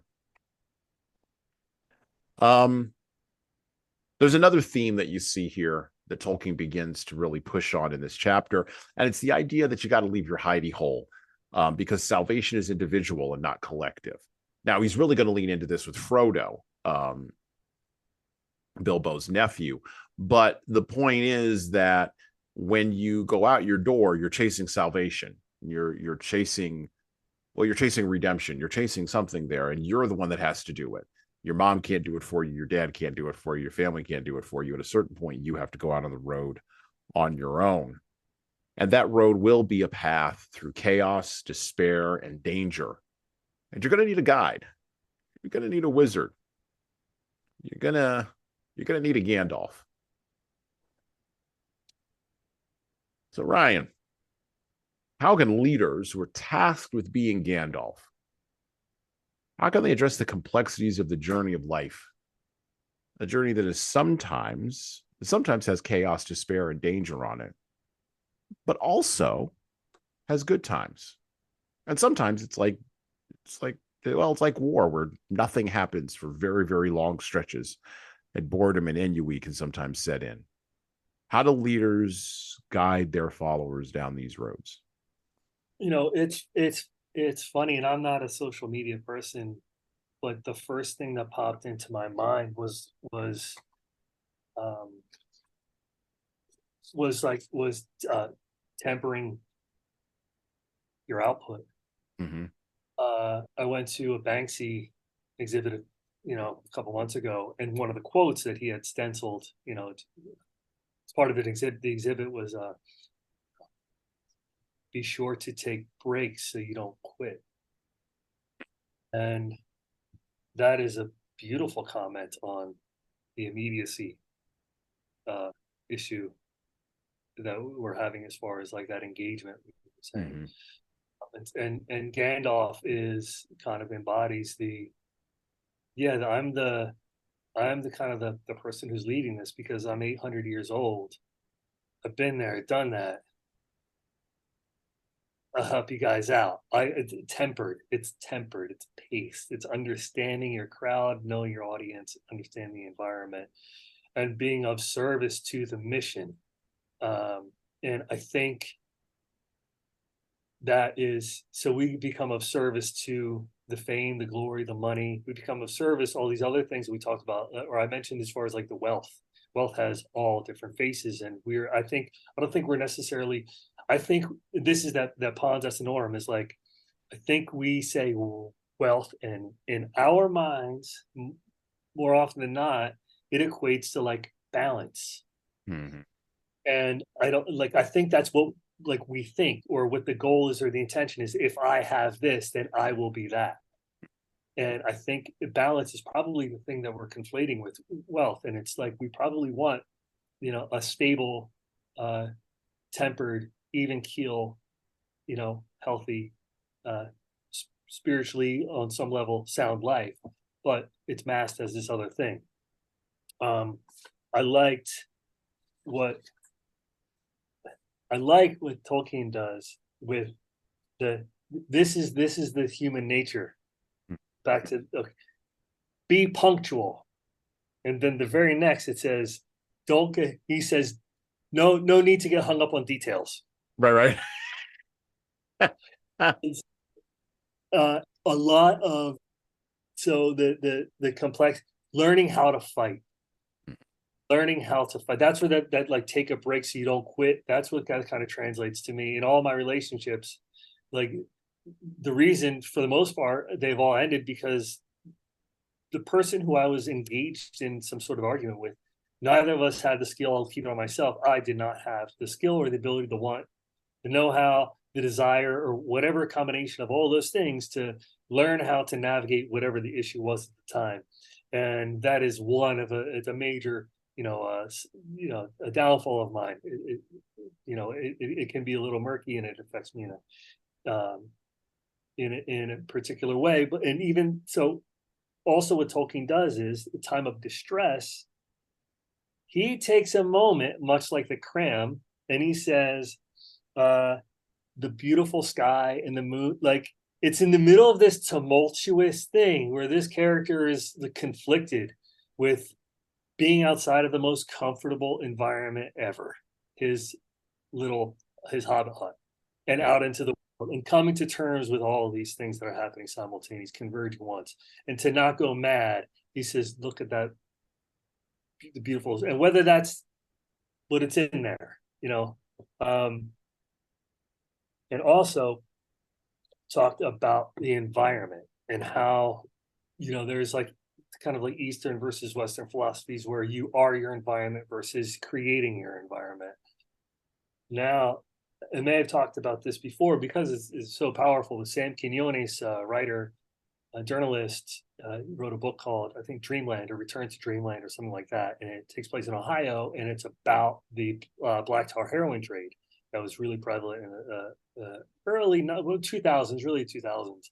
and how they set up kind of like satellite dispatchers essentially in all these towns surrounding major cities, because the major cities were already occupied and taken care of by some sort of like mob or gang affiliation.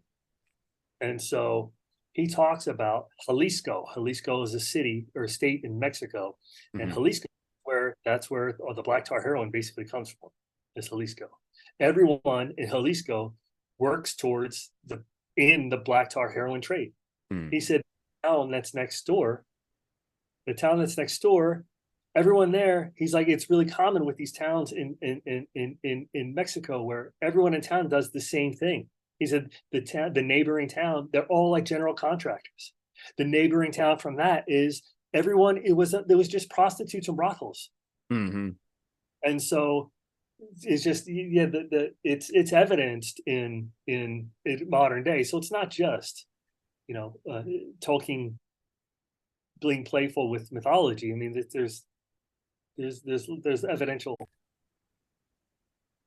Okay, so no, I see your point about people all working in this one industry.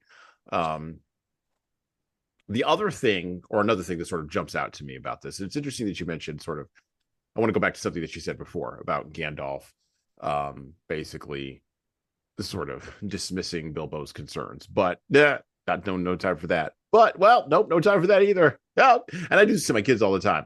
But you get in the car, this car's leaving. And so it's this idea, Clint Eastwood has this idea that, and it's sort of brilliant, where when he works with actors, he'll do one take, maybe two, and then it's done, and then he moves right along to like the next sequence that he has to film. And his philosophy is, we've made it this far, let's not ruin it by overthinking.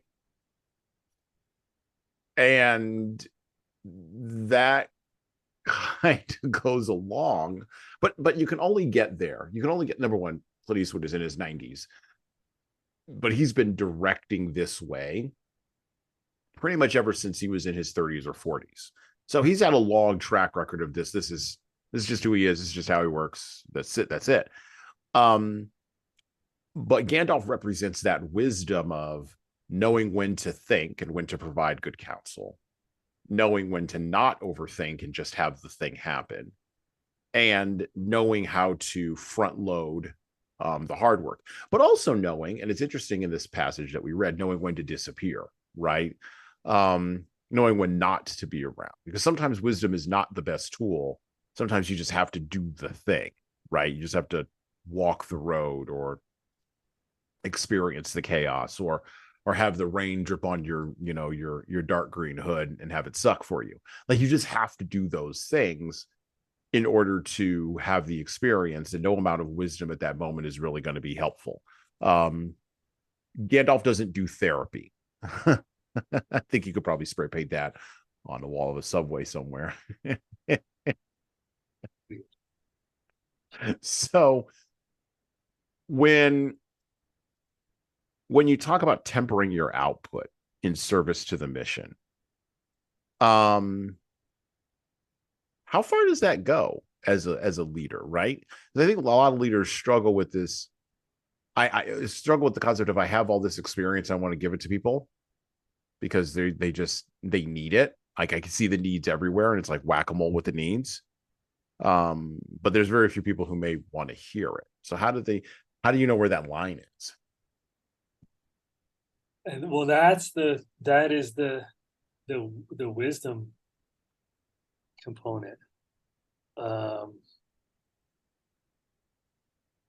It's interesting, and we kind of like touched on it earlier, is in reference to the immediacy of the internet, and every bit of information you could ever want in your pocket, and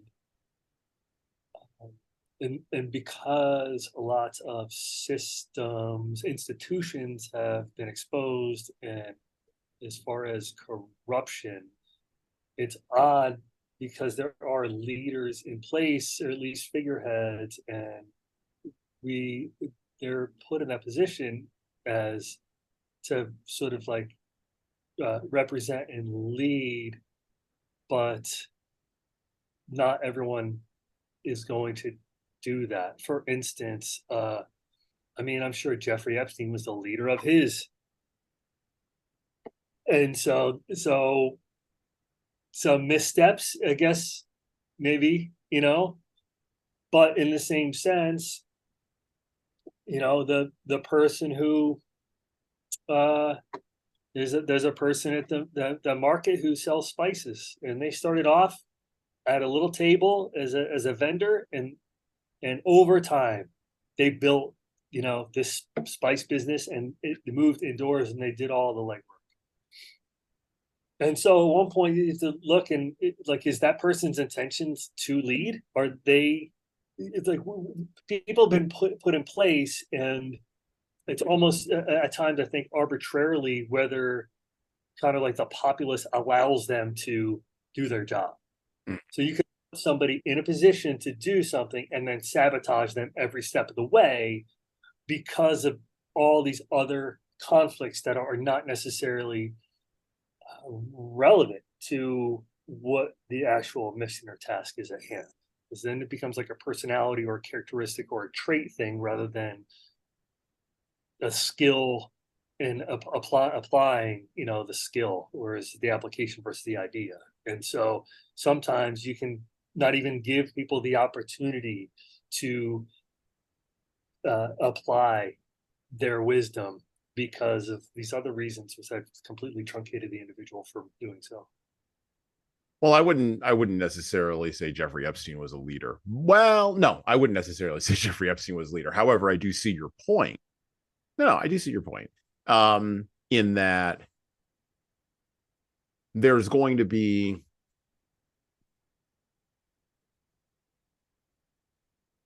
people are going to lead from different motives, right? Whether you're building a spice business starting from scratch, or you are he started from scratch too. It just was a different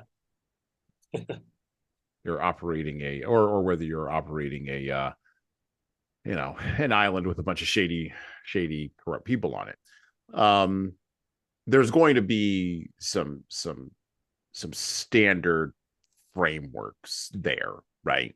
And the standard frameworks are going to be power, position. Those are going to be standard, right? Influence is going to be there. Those are going to be some pillars that are going to be just going to be there, right?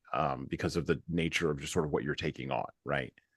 And I think Gandalf represents the ability to navigate those pillars with and this is the difference between Jeffrey Epstein and the spice guy, with ethics, right?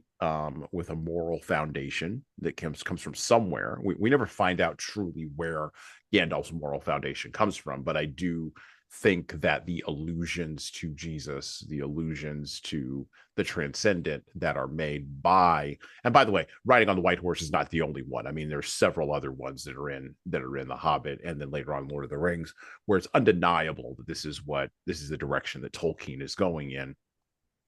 Kind of show us where he's basing his where his moral and ethical anchor lies. Okay.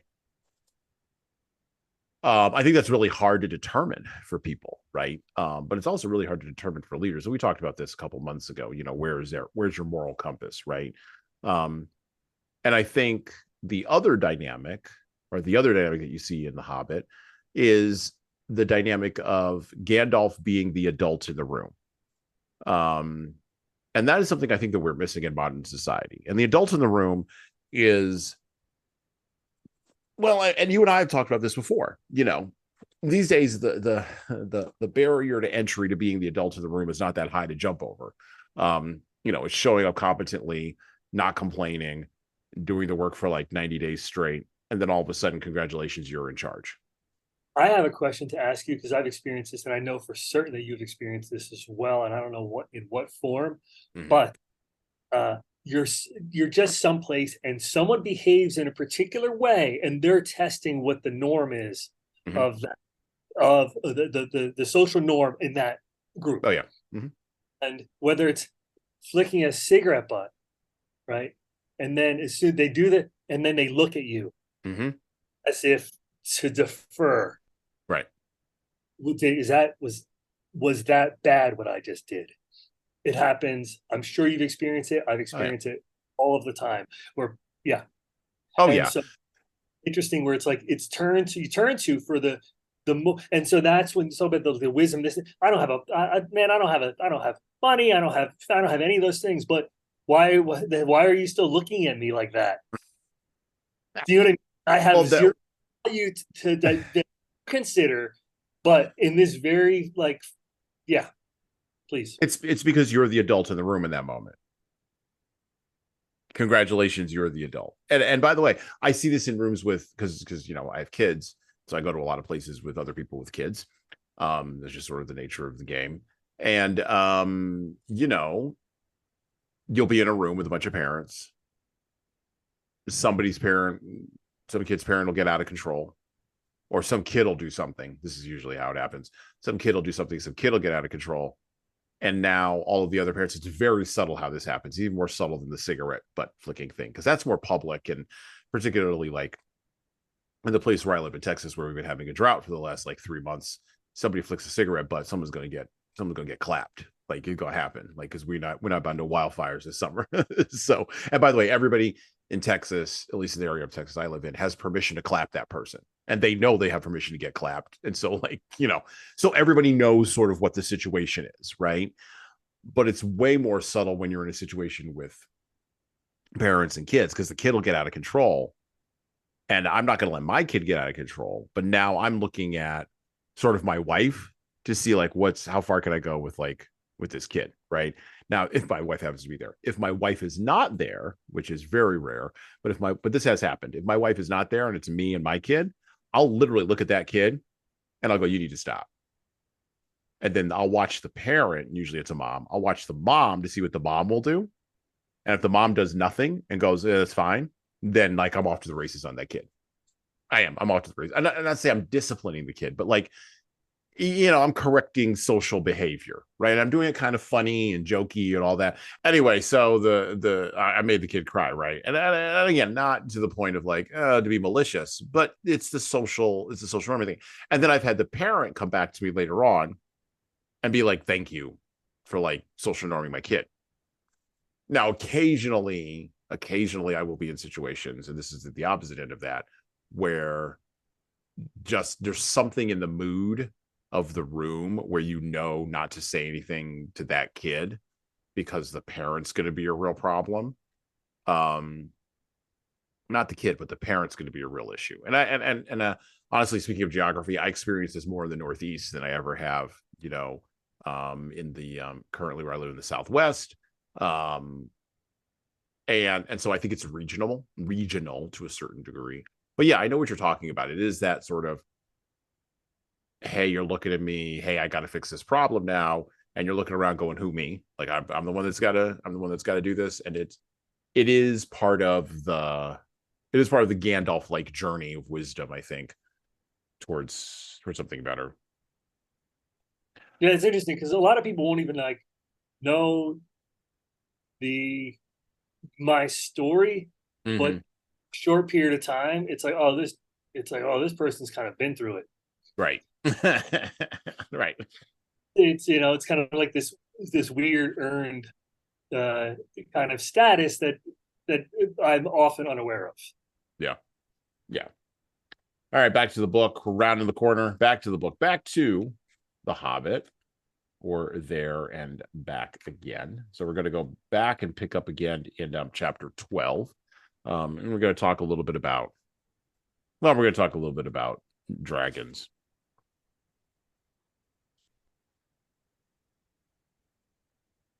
The dwarves were still passing the cup from hand to hand and talking delightedly of the recovery of their treasure, when suddenly a vast rumbling woke in the mountain, and underneath, as if it was an old volcano that had made up its mind to start eruptions once again. The door behind them was pulled nearly to and blocked from closing with a stone, but up the long tunnel came the dreadful echoes from far down in the depths of a bellowing and a trampling that made the ground beneath them tremble. And then the dwarves forgot their joy and their confident boasts of a moment before and cowed down in fright. Smog was still to be reckoned with. It does not do to leave a live dragon out of your calculations if you live near him. Dragons may not have much real use for all their wealth, but they know it to an ounce as a rule, especially after long possession, and Smog was no exception. He had passed from an uneasy dream in which a warrior, altogether insignificant in size, but provided with a bitter sword and great courage, figured most unpleasantly, to a doze, and from a doze to wide waking. There was a breath of strange air in his cave. Could there be a draught from that little hole? He had never felt quite happy about it, though it was so small, and now he glared at it in suspicion and wondered why he had never blocked it up. Of late, he had half fancied he had caught the dim echoes of a knocking sound from far above that came down through it to his lair. He stirred and stretched forth his neck to sniff. Then he missed the cup. Thieves, fire, murder! Such a thing had not happened since he first came to the mountain.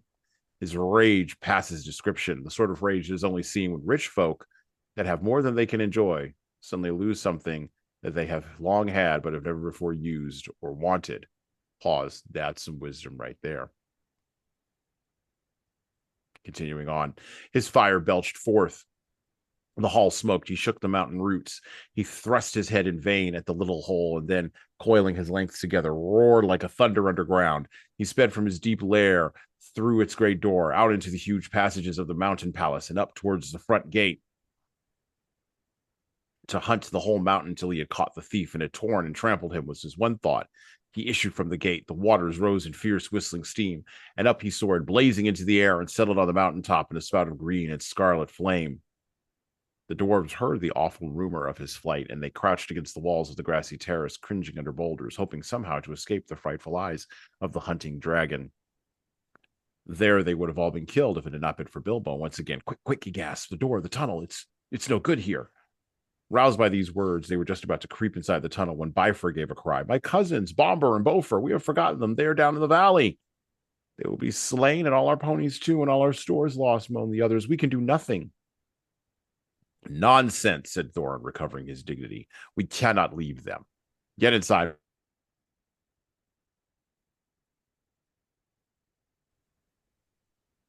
Now, you others, where are the ropes? Be quick.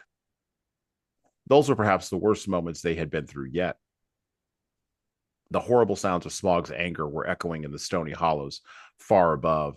At any moment, he might come blazing down or fly whirling round and find them there near the perilous cliff's edge, hauling madly up the ropes. Up came Bofur, and still all was safe. Up came Bomber, puffing and blowing while the ropes creaked, and still all was safe.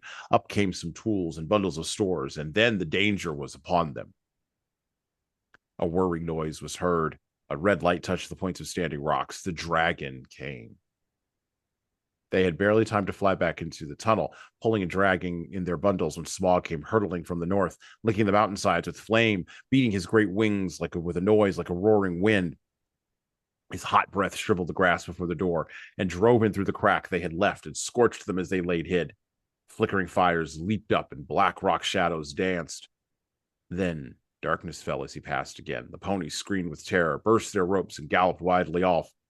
The dragon swooped and turned to pursue them, and was gone. That'll be the end of our poor beast, said Thorin. Nothing can escape Smog once he sees it. Here we are, and here we shall have to stay, unless anyone fancies tramping the long open miles back to the river with Smog on the watch. It was not a pleasant thought. They crept further down the tunnel, and there they lay and shivered, though it was warm and stuffy, until dawn came pale through the crack of the door. Every now and again through the night, they could hear the roar of the flying dragon grow and then pass and fade as he hunted round and round the mountainsides.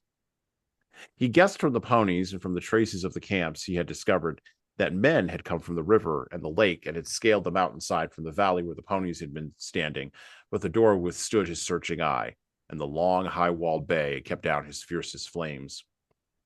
Long he had hunted in vain, till the dawn chilled his wrath, and he went back to his golden couch to sleep and to gather new strength. He would not forget or forgive the theft, not if 1,000 years turned him to smoldering stone, but he could afford to wait.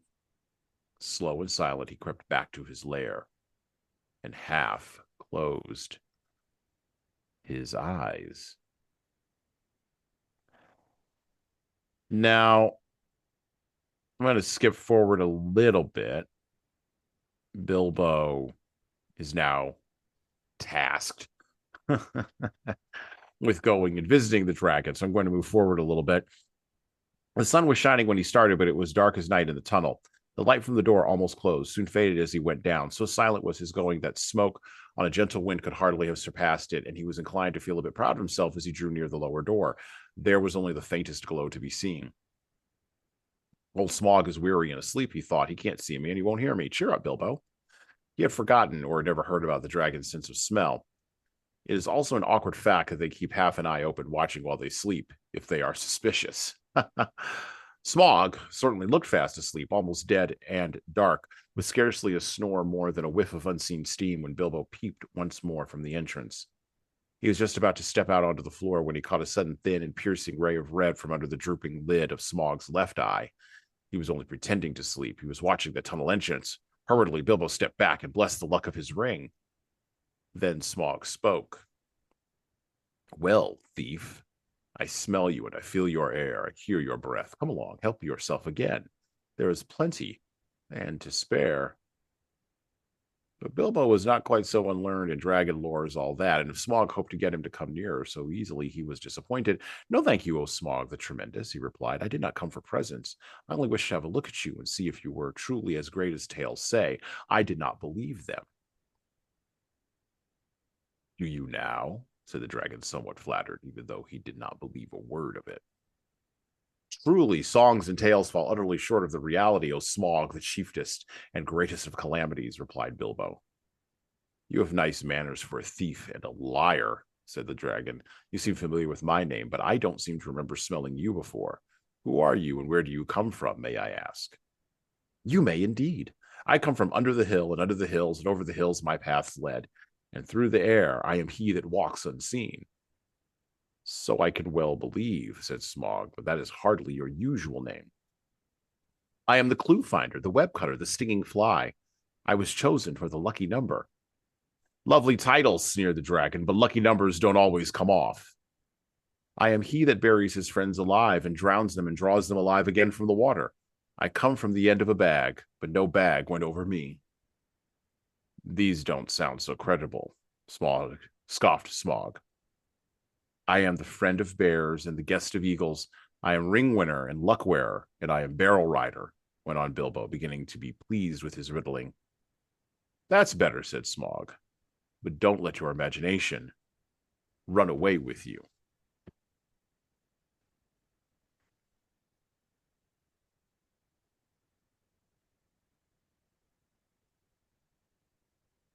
I'm just a fly in the ointment, Hans. I'm just a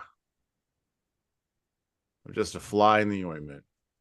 I believe that John McClane once said that. Stuck in an elevator shaft, or it might have been an air conditioning shaft somewhere in some airport at some point back in the day. Monkey in the wrench. That's it.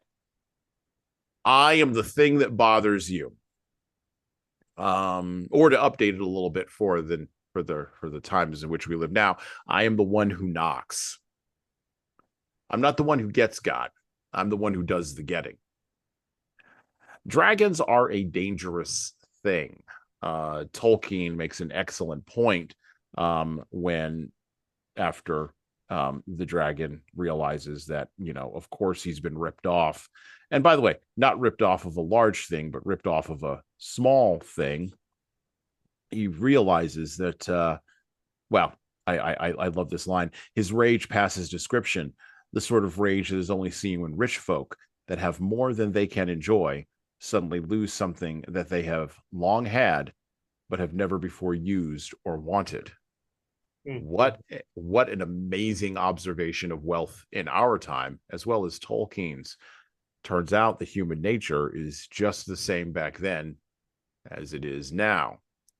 And yes, I'm looking at you, Sam Bankman-Fried, and all the people who took meetings with him while he was playing video games on his Xbox down in the Caribbean somewhere. Look, exactly. Dragons represent evil and chaos in many fantasy novels, myths and legends, and folklore throughout history. George R.R. Martin wrote about dragons in his fantasy novels, but dragons also serve as the stand-in, and many people don't realize this. It took a little bit of finagling for me to sort of comprehend this, but dragons also serve as a stand-in for the serpent in the Garden of Eden, thus guarding the gold of knowledge, right? Um, they are the thing that deceives, and this is what Tolkien was going towards with Smaug. Dragons also stand in psychologically for the negative emotions, anxiety, depression, anger, and so on, that exist at the upper boundaries of psychological openness and psychological neuroticism, all that sensitivity to negative emotions. As we turn the corner here, we had a long conversation and we've ranged across a number of different topic areas here that I think are applicable for leaders. But Ryan, how do we deal with dragons? How do leaders prepare followers to face the dragons that are in their workplaces, that are in their lives? Because there's dragons everywhere, mostly psychological. No one's being threatened by a giant serpent these days. But my kids even like dinosaurs. And it's interesting. Kids know this even better than adults do. Like, think about every 4-year-old you've ever met who can pronounce the name of Tyrannosaurus Rex, but has no idea how to identify depression or anxiety, right? Or dreams that children will have, where they are knights fighting dragons. In some cases, they defeat the dragon, but sometimes the dragon defeats them. Or even kids' stories, that are oriented towards children, myths and legends, where there's always a dragon that has to be beaten. There's something we're trying to tell our children here with this idea. But as adults, we sometimes forget it or we gussy it up in sophisticated language. So how can leaders prepare their followers to beat the dragon, to face the Smaug? I've got some notes here. And the first thing I wrote was get a dragon, show them the dragon, and then watch the movie How to Train Your Dragon. I did watch that movie actually recently with my kids, actually. Uh, so I was watching an interview. It might have been like Zach Galifianakis. Okay.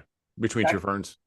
No, not Zach Galifianakis. It was somebody who was like maybe a low level or entry level fame in Hollywood person, and he's at Zac Efron's house.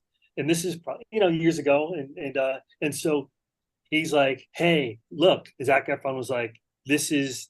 This was Jimmy Page's first guitar, Les Paul, that he recorded Stairway to Heaven with. Mm-hmm. And the person was like, "Do you play guitar?" And he's like, "No." And he said, "Well, why do you have that guitar?" And he looked at him and he said, "I have everything. You don't understand. I have everything." And like, if that's not kind of the embodiment of kind of Smaug, Yeah. and that hoarding, and I don't know, the one I opened, and I like how riddles were like used as this some sort of like of validation. Mm-hmm. Like you could outwit someone, at the bridge, to pass, or in the to earn your, and that's the thing, like to earn your life, Mm-hmm. to earn an opportunity to further this interaction beyond me destroying you.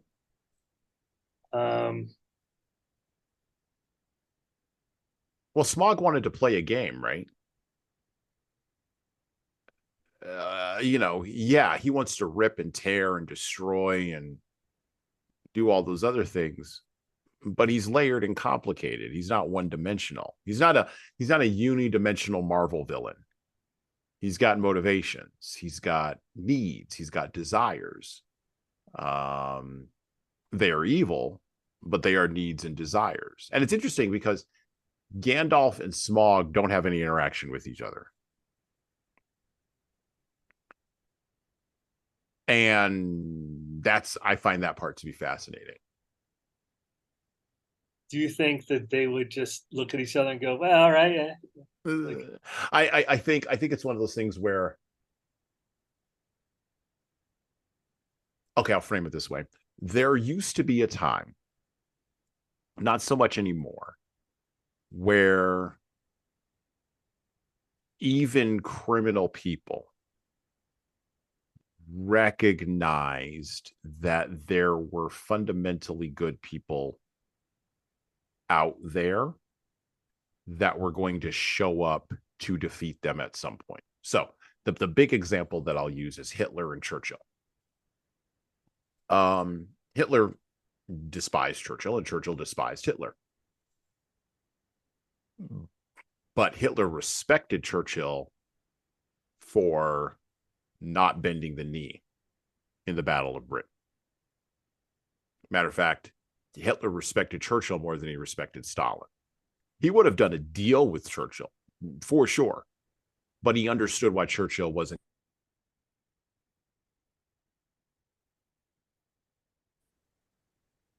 He just thought Stalin was venal, right? Evil being evil, right? And making a deal with evil, right? You're going to stab each other in the back, right?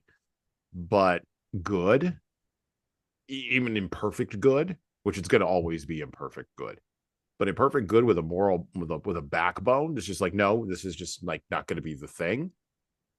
We're just not going to do the dance this way. You can respect that. I think that's what you would see with Smaug and Gandalf. Like, we're going to do a dance, but it's not going to work out the way you think it is. Yeah.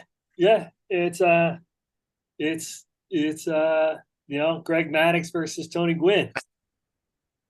Tony Gwynn took five-time three-time Cy Young Award winner Greg Maddox. Yep. Tony Gwynn batted something like 460 against Greg Maddox. So when you get, you're talking about the creme de la creme against the creme de la creme. And yeah, ego and your accomplishments will take you so far, but when you're standing in that room, you still gotta and understanding this is the Smaug is its competition. Mm-hmm. You see, and it's the competition is engaging. Well, and you see this later when Gandalf fights the Balrog in the Fellowship of the Ring. This was dramatized, of course, in the movie. And then later he returns in the Two Towers, so you see this later on in Lord of the Rings, but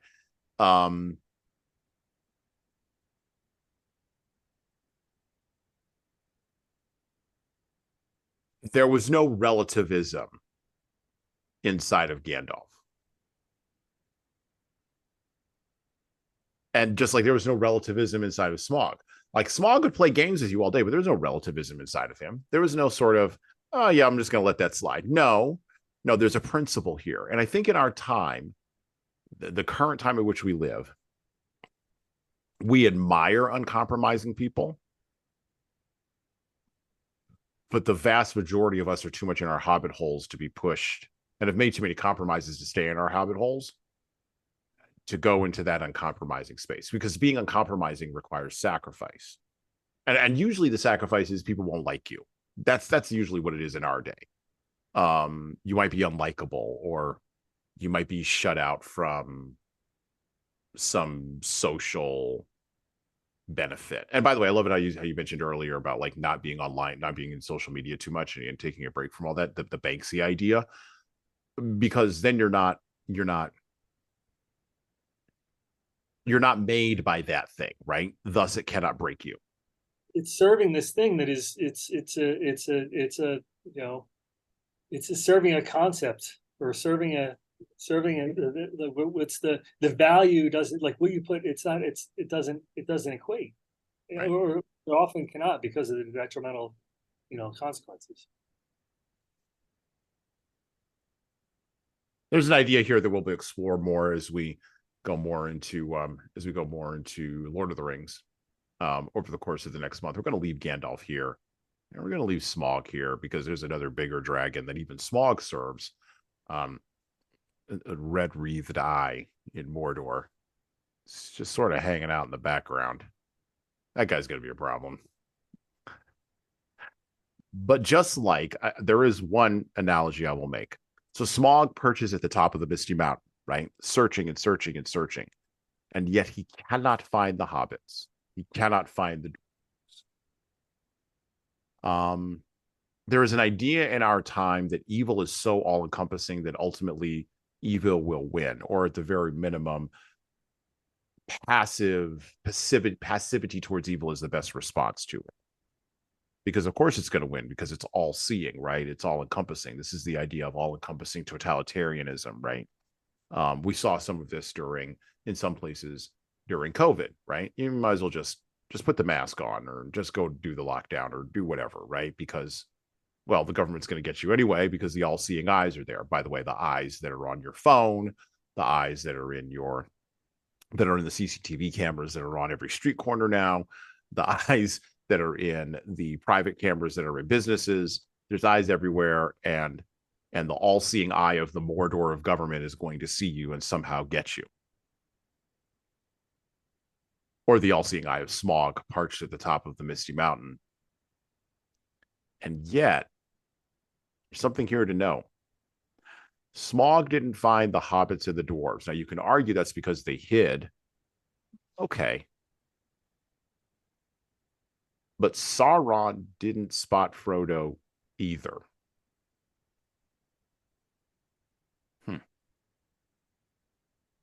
There's a message here that Tolkien is giving to us. It's a message to all the hobbits and the wizards and the good people. And we'll pull more of that apart as we go further into this month. Final thoughts on staying on the path. What can leaders take from J.R.R. Tolkien's The Hobbit that they can apply to their real lived lives, Ryan, as we turn the corner here? I mean, the thing that pops into my head is, and it's very difficult to do, and that's how we're at this, could be seen as an impasse as far as these like fundamental things, and is, I mean, if you're, you know, I've written down that's like authenticity, like being true to your mission statement, checking your motives. You know, one of the other things I wrote on here was the importance of sensitivity training, like equine therapy or bovine therapy. And I think the answer, like the answer, I don't know the details, but I have a feeling that it's like it is a growth mindset and one of inclusion rather than one of closed-mindedness and exclusivity. And that's when I said about the tempering, whether it's your output of whatever you're creating, or even because, I mean, imagine if you told your child everything that you're going to tell them their entire life, instead of telling them over the course of 3 to, death, is you just sit them down when they're like 9 and you just lay it all out and you go, you got it, right? All right. Don't ever say daddy didn't do anything for you. Good luck. And that's it. Hey, I didn't tell you. It's like, wait a minute, what are we doing here? So right. Setting people up for success, understanding the pitfalls, the complexities of figure out what your own deficiencies are. And that's usually a pretty good place to start. Having people that you value in your life and say, hey, listen, I mean, we've had conversations before and after all of these podcasts. And at least during all those conversations, there's a bit of information that is very relevant to what's happening presently in my life. And if I get relief and insight. And so the ability and willingness to remain teachable and also learnable, if that makes any sense. Mm-hmm. because I had another friend in AA who was a DA in New Jersey, and he said he brings he never wants to he said he always gives everyone 2% because he never wants to be in a situation where he thinks he knows the end all and be all. So he gives everyone 2% because I might be wrong. And so when we kind of cut off the possibility of being incorrect about something, that's like an absolutism and certainty. And we know when certainty comes into any sort of philosophical equation that it is really, really dangerous, a slippery slope.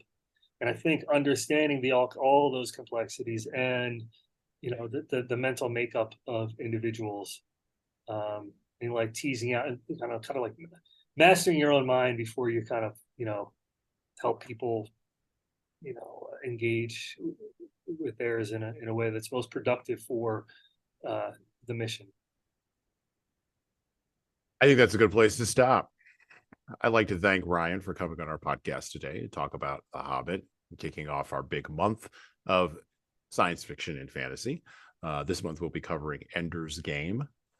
We'll be talking about all of the Lord of the Rings books. So we'll be covering the Fellowship of the Ring, the Two Towers, and of course, Return of the King. We'll be doing that with a plethora of guest co-hosts. And so I want to thank Ryan for kicking us off for this month. And with that, and by the way, this is the last time that Ryan will be appearing on the podcast this season, this year, of the Leadership Lessons from the Great Books podcast. So we're rounding the corner here, getting ready to begin season 3 of the podcast next year. And he'll be hopefully willing to appear next year. Kind of like Wes Anderson. I had somebody compare this podcast to a Wes Anderson film one time where I have all my cast of players and I'm sort of directing everybody and pulling all the strings. It's not nearly that clean, folks. Just know.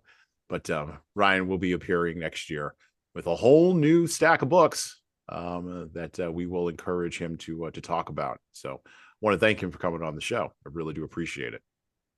And endless thank yous as well. And the complexities, and to kind of tag that last closing is, surrounding yourself with people who encourage growth, and because it's very difficult to I've experienced lots of people who are natural born learners and thirst for that, and mine is more of a struggle, and I find it much easier and conducive to that, which I feel is like the most beneficial way to occupy my mind and integrate into society as we know it, is to do my best to surround myself with those people, optimistic people who have growth mindset, and people who have like just a genuine interest to get to the bottom of it, whatever it is. And so with all that, remember to rest. And well, we're out. Thank you for listening and subscribing to the Leadership Lessons from the Great Books podcast. If you're listening to this on any of the major podcast players like iTunes, Google Podcasts, or Spotify, please go ahead and leave us a 5-star review and write a little bit in there. A couple of sentences is good enough. That actually helps us game those algorithms that I was just maybe addressing. And, of course, it helps us grow the show. Tell all your family, tell all your friends, and tell the leaders in your life that you know that need to be listening to this show that this show exists. By the way, if you want to get started on the leadership path yourself, or you know some people who need to go on the leadership path, HSCT Publishing, the home company of Leadership Toolbox and Leadership Lessons from the Great Books podcast, can help you and your team do that. So check out our training webinars, coaching services, and more at leadershiptoolbox.us. We are remote, we're live, we're in person, we're on video, and we've got leadership development solutions for your civic group, nonprofit staff, public sector staff, or even your private sector leaders. And of course, you're going to want to check out our video-based subscription service at leadingkeys.com. That's leadingkeys.com for leadership development on demand. You don't like videos? You don't like training? but you really like the podcast, well, I would also recommend reading a book. Matter of fact, I'd recommend reading my most recent book, 12 Rules for Leaders, The Foundation of Intentional Leadership. You can get that in paperback, hardcover, or as an ebook on Amazon, Barnes & Noble, Kobo, Ingram Spark, and any other place that you order books online. Finally, of course, we're on YouTube just like everybody else is. We'd love to have you help us grow the YouTube channel, so like and subscribe to the video version of this podcast on the HSCT Publishing channel on YouTube. Just search for HSCT Publishing, or you can search for Leadership Toolbox and hit the subscribe button. Subscribing helps us grow the show, as it does with the audio, just is the same with the video. All right, that's it for me.